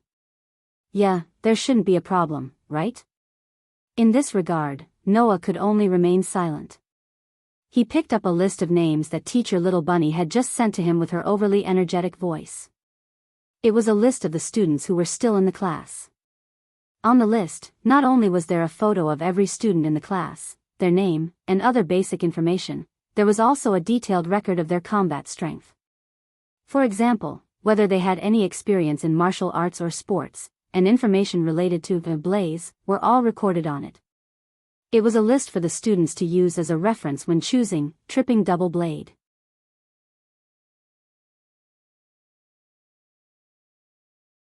Chapter 204.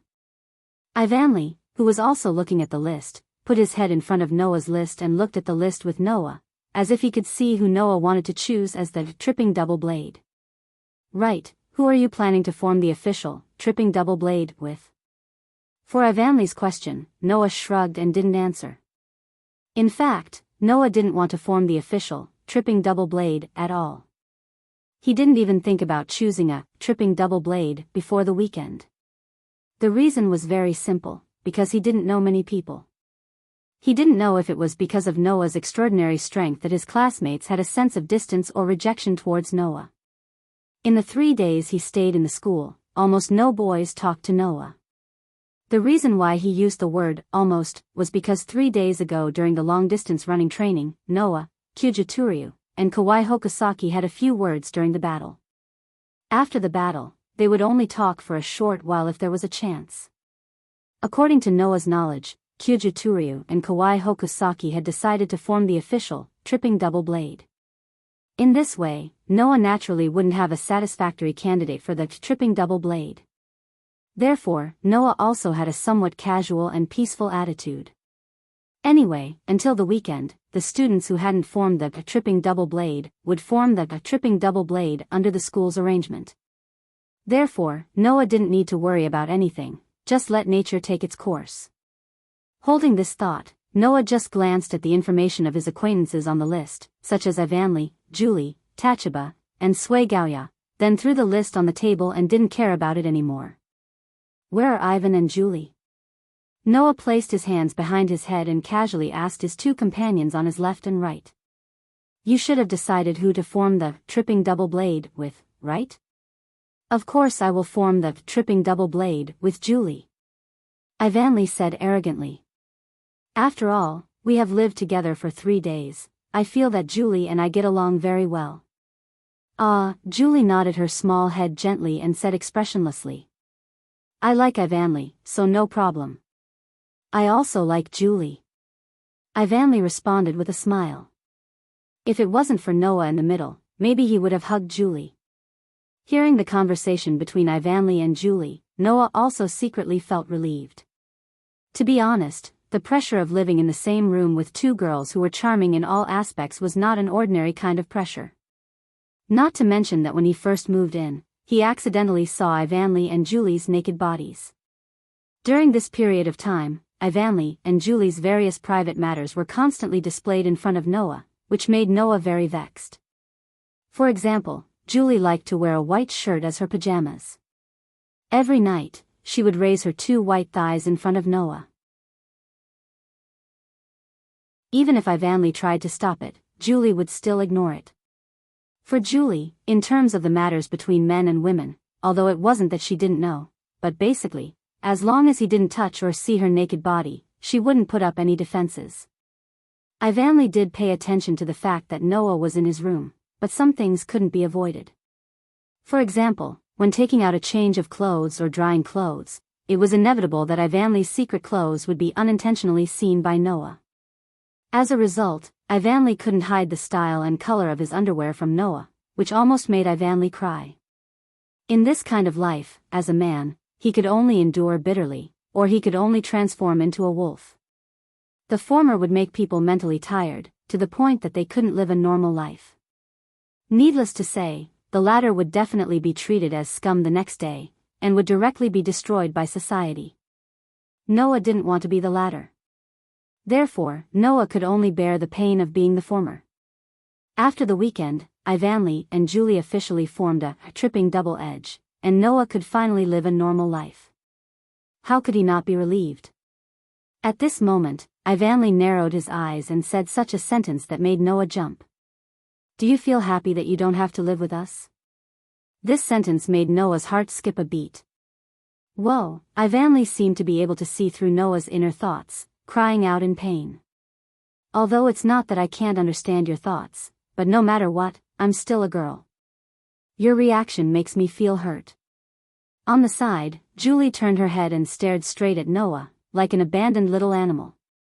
Undoubtedly, her face was expressionless, but it gave people a delicate feeling. "Noah doesn't want to live with me and Ivanli?" Hearing this, Noah bitterly smiled. "Does Julie really want me to live with you?" What made Noah and Ivanli surprised was that Julie actually nodded without hesitation. "Living with Noah, it feels good." "Feels good?" Noah and Ivanli were stunned at the same time. Julie said in an extremely flat tone. "Because Noah and Ivanli are very gentle, just like Mom and Dad." "Dad?" Noah covered his face and sighed. "Mom?" Ivanli's face was also full of confusion.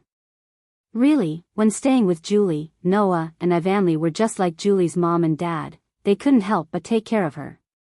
At this time, Teacher Little Rabbit, who had been jumping around in the class, clapped her hands, her unique sweet voice resounding throughout the classroom. Okay. Everyone can think about the tripping double edge matter in your spare time. Our physical strength enhancement class is about to start again. Everyone gather at the school gate. Let's go. After that, Teacher Little Rabbit took the lead and rushed out of the classroom. A group of students sighed and followed her out. Their whole body was filled with a decadent atmosphere. Noah noticed before he got up. Sui Gaoya, who had been lowering her head, with a depressed expression, for a moment, her face showed an expression that looked like she was about to cry. At the school gate, the students who had changed into their gymnastics clothes once again slowly gathered. Many of the students were whispering to each other, making a conversation that could not be ignored. Is this life going to continue for another 3 years? How are we going to persevere? I'm probably at my limit. Someone will apply to drop out today, right? Ivanli, who was standing beside Noah, heard this conversation, and felt a little uncomfortable. It wasn't easy to become classmates, but in the end, everyone is planning to leave. I feel so lonely. Julie was still expressionless, but the ahog on her head drooped listlessly, showing the depression in her heart. Shortly after, another round of conversations that couldn't be ignored sounded. Suegaya probably can't go on anymore, right? When this sentence was said, many people's eyes gathered on Suegaya. Suegaya's body trembled, she lowered her head forcefully, almost burying it in her abnormally well-endowed breasts. Many people could clearly see Suegaya's body trembling. What nonsense are you talking about? Orange Bar angrily shouted at the surrounding students. You will definitely be able to persevere. The surrounding students more or less looked at each other and chose to remain silent. It was obvious that most of them didn't believe Orange Bar's words. Seeing this, Noah narrowed his eyes, looked at Suegaya who was biting her lips and lowering her head, and secretly sighed in his heart. Although he didn't speak to Suegaya normally, because Orange Bar often looked for Noah to discuss martial arts and life problems, Suegaya, who had always been by Orange Bar's side, would often appear around Noah. Therefore, Noah decided to help Suegaya. Sui Gaoya. Noah, who wasn't far from Sui Gaoya, said directly. Later, you'll run however I tell you to. Do you understand? Sui Gaoya looked up with a stunned expression. Even Ivanli, Julie, Orange Bar, and the surrounding students showed a surprised expression. Sui Gaoya, who reacted, was at a loss. That, if you don't know what to say, then don't say anything. Noah gave Sui Gaoya a smile. Don't worry, I won't harm you. Sui Gaoya could only stare blankly at Noah, and after a while, she nodded uneasily.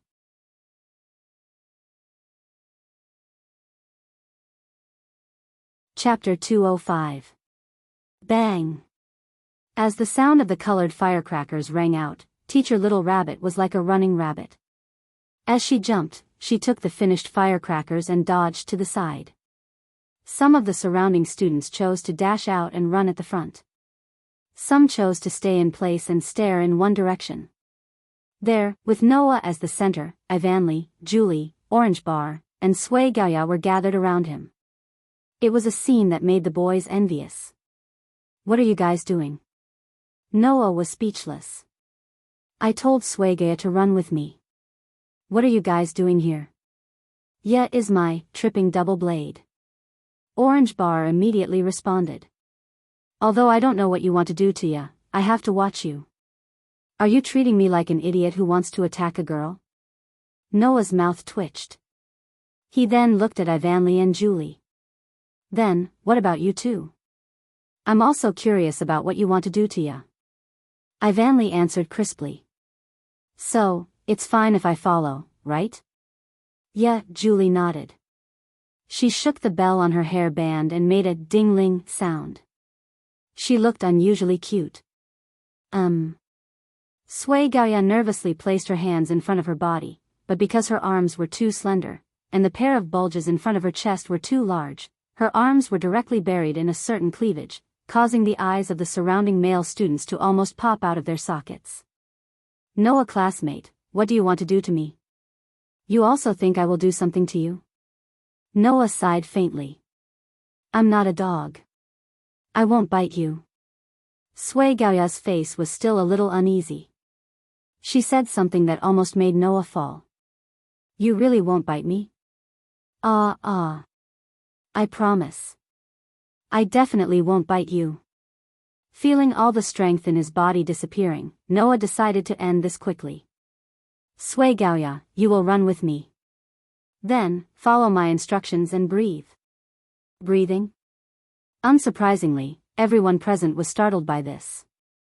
However, Noah did not even bother to explain himself. Instead, he directly spoke. All right. Let's go. After saying that, Noah took the lead and started running. Ivanli, Julie, Orange Bar, and Sui Gaoya all reacted and quickly ran after him. Noah deliberately slowed down his pace and ran beside Sui Gaoya. He deliberately didn't look at Sui Gaoya's bouncing breasts because of the vigorous running. Sui Gao, take a deep breath and hold it in. Oh. Sui Gaoya replied in a fluster. Just like that, Noah whispered to Sui Gaoya as he ran forward. He asked Sui Gaoya to follow his instructions. While running, Sui Gaoya began to breathe awkwardly. Around them, Ivanli, Julie, and Orange Bar were like bodyguards, running beside Noah and Sui Gaoya. They listened to Noah's incomprehensible words as they ran forward. Not long after, the group of 5 disappeared from the running track in front of the school gate. No one noticed that the sweet and cute expression on the face of Teacher Bunny, who was wearing a maid outfit and a pair of bunny ears, slowly disappeared, and was replaced by a sinister smile with some profound meaning. 2 hours later, Ivanli, Julie, and Orange Bar stood side by side at the school gate, their chests rising and falling as they panted heavily. However, their gazes were fixed in front of them, their eyes filled with disbelief. Within the range of the 3 girls' vision, Sui Gaoya was also panting, but her breathing was much less than Ivanli, Julie, and Orange Bar's. Compared to the previous time when she fainted immediately after running, she stood there steadily this time. Moreover, it was obvious that she still had a lot of energy left. This caused Sui Gaoya's eyes to fluctuate violently. She looked at her hands with a face of disbelief. Why? Why? This was also the question in Ivanli, Julie, and Orange Bar's minds. Undoubtedly, Sui Gaoya was not good at sports. She had run until the sky turned dark during the previous training and even fainted. However, this time, her condition was much better than Ivanli, Julie, and Orange Bar's. She was even in the first batch to reach the finish line and complete the mission. Ivanli, Julie, and Orange Bar were not the only ones who were in disbelief. Even Sui Gaoya herself could not believe that she had done this. She stared at her hands in a daze, unable to recover for a long time. Thank you for your hard work. Noah appeared in front of the 4 girls at the scene, looking exactly the same as when he set off. He didn't look like he had just finished a 40-kilometer run at all. He opened the bottles of drinks and handed them to the 4 girls. Drink this first. Thank you. The 4 girls subconsciously thanked him with stunned expressions. They only came to their senses after receiving the drinks. What? What the hell is going on? Ivanli was the first to cry out. He approached Noah and stared at Noah closely. Noah. You did this, didn't you? What do you mean by I did this? Noah said in dissatisfaction. You're saying it like I did something bad. I was helping Sui Gaoya. That's true. Although he said that, Ivan still had a look of disbelief on his face. Noah. Sui Gaoya clenched her hands tightly in front of her. Although she was fidgeting with her hands nervously, her eyes did not avoid Noah. The gloominess and haze on her face had long disappeared. It was replaced by an anxious expression as if she had regained hope. Why? Why did I? That's the credit of the breathing technique that I just taught you. Seeing Sui Gaoya's anxious expression as if she had regained hope, Noah smiled and turned to look at Ivanli, Julie, and Orange Bar. Do you still remember the trick I told you about last time? This breathing technique is the trick. Saying that, Noah did not deliberately keep them in suspense and explained. In people's lives, there are actually many examples of using breathing to achieve a certain effect. For example, deep breathing can relieve tension and panic. Pregnant women can also use breathing to achieve the goal of assisting in childbirth. These have some psychological effects, but there is also a practical effect of breathing. In this world, there are some countries where martial arts require the use of breathing. Not only can it achieve twice the results with half the effort, but it can also help in adjusting one's state of mind and body during battle to achieve the goal of prolonging the battle. This kind of specific breathing to achieve a certain goal and help in practicing martial arts and fighting is called breathing, training qi, or spirit cultivation, in China and India. Noah slowly explained. And according to these breathing methods, I have also figured out a breathing technique that can help people quickly recover their strength and increase their endurance. Hearing this, Ivanli, Julie, and Orange Bar gradually showed expressions of relief. Sui Gaoya also looked at Noah with admiration. So, it's because I learned Noah classmates' breathing technique that I can keep up with everyone? You're still far from learning it. Noah looked at Sui Gaoya with a smile that was not a smile. If your breathing was completely in accordance with the breathing technique, with that kind of speed, the recovery and consumption of physical strength should be just right. The result would be that even if you reached the finish line, you should be in a complete state. But you were panting, which proves that your breathing is not completely in accordance with the breathing technique. That. Sui Gaoya immediately bowed in panic. Really? I'm really sorry. Why are you suddenly apologizing? Noah laughed in spite of himself and scratched his cheek. Remember the breathing technique I just taught you. In the future, no matter what kind of training you participate in, remember to use it. This way, you can keep up with everyone. Sui Gaoya vigorously nodded her small head. Her face and eyes were filled with extreme joy and moved, almost shedding tears. Relying on this breathing technique, Sui Gaoya could endure all the training and continue to stay in the school. This made Ivanli and Orange Bar somewhat happy as they surrounded Sui Gaoya. Julie's expression also showed a rare sign of relaxation. As for Sui Gaoya herself, she kept looking at the calm and smiling Noah, her eyes constantly flashing.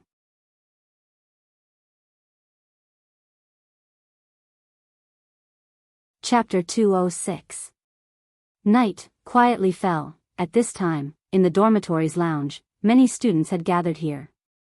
They gathered in groups of 2s and 3s, chatting about everything under the sun, or sitting there excitedly watching TV. It was quite lively. And on a sofa, Noah sat here, holding a book in his hand, somewhat leisurely reading. After the last accident, Ivanli strictly asked Noah to temporarily leave the room when the two opposite-sex roommates were bathing, and find something to do outside. In this way, even if there was an accident, Noah would not be able to take advantage of it. Therefore, every time when Ivanli and Julie were bathing, Noah would come to the lounge and choose to leisurely pass the time. If it was before, Noah would definitely use this time effectively, and use all the leisure time to improve his strength, living the life of an ascetic. However, Noah now had the ability to limit. He could allow the restricted power to enter a state of spontaneous growth. Moreover, the extent of the increase was no less than the extent of the increase when Noah was training himself. In this way, Noah does not have to deliberately train himself, and let the strength increase by itself.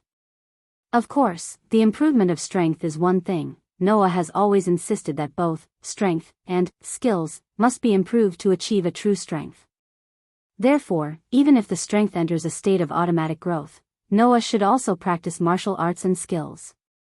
However, in this regard, Noah is still a person who insists on the balance between work and rest, to improve more efficiently.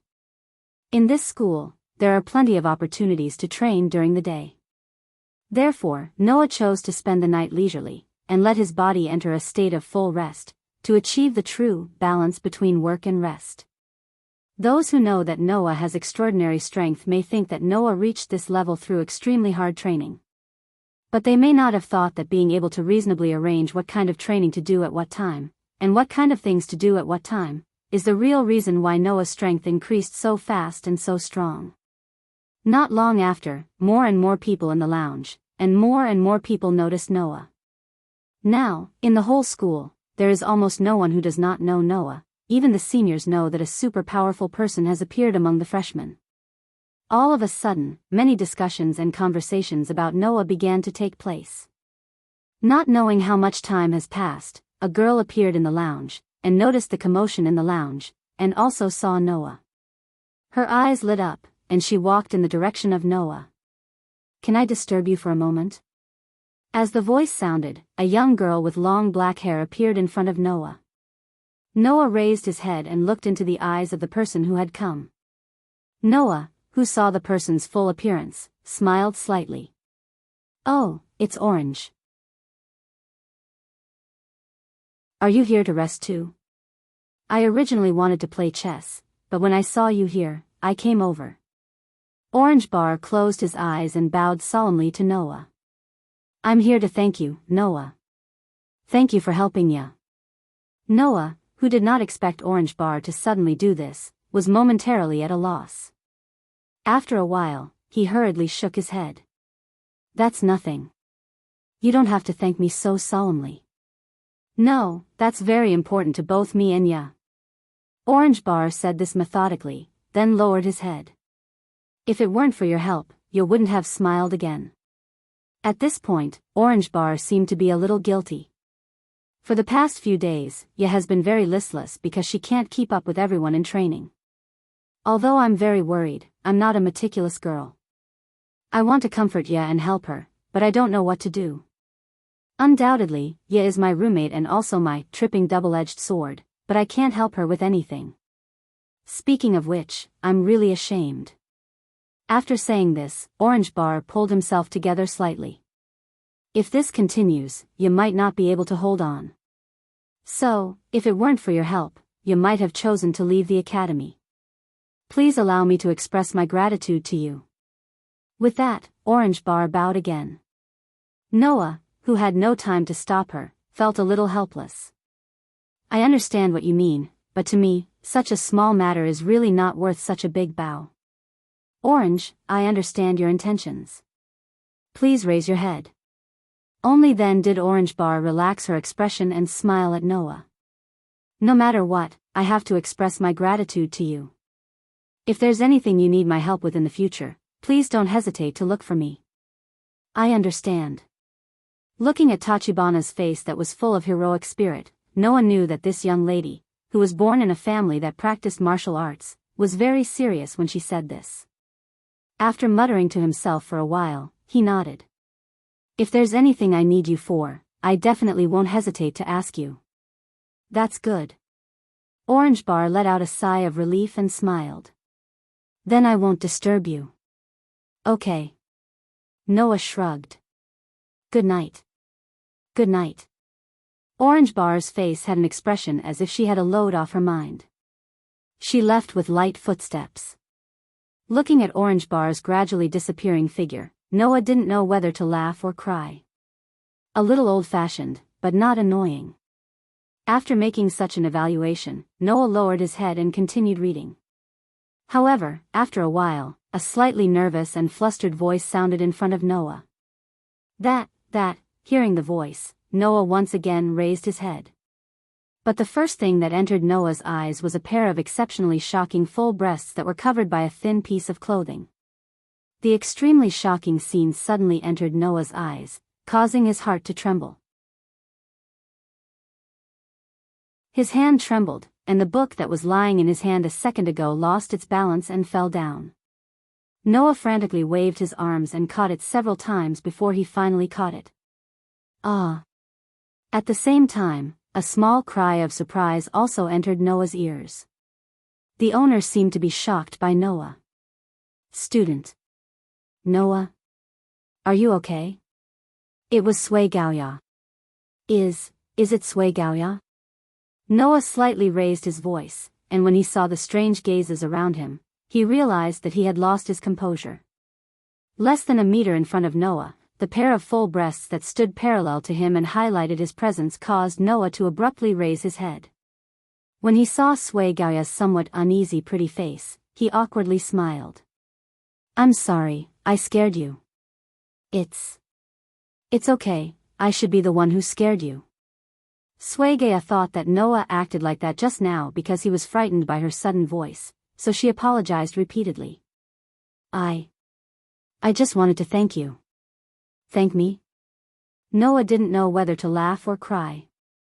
Just now, Orange Bar came to thank me on your behalf, and now you're thanking me on your own. As expected of the tripping double blade, you have quite a tacit understanding. Little Ba? Sui Gaoya was surprised at first, then lowered her head in embarrassment. Although I'm very grateful to Little Ba, that's my own business, so I have to thank you. If you really want to thank me, then you have to work hard to not be brushed away. Noah tilted his head and smiled. After all, it wasn't easy for us to get to know each other. If even you leave the school, then Ivan and Julie will be sad. Is that so?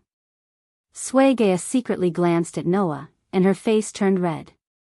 Then. Noah classmate. What about you? Me? Noah was startled, and then smiled. I'm the same. Looking at the smile on Noah's face, Sui Gaoya's face turned even redder, making her a little restless. After a while, she hurriedly said. In short, thank you very much. I'll go back first. Leaving this sentence, Sui Gaoya left as if she was escaping. This. Noah speechlessly looked at Sui Gaoya's back as she hurriedly ran away. He didn't know what to say. She came so suddenly, and she left so suddenly. This girl, is she deliberately scaring me? You're tuning into the Journey of the Soul YouTube channel. Don't forget to subscribe and join us on this journey to catch the most captivating stories.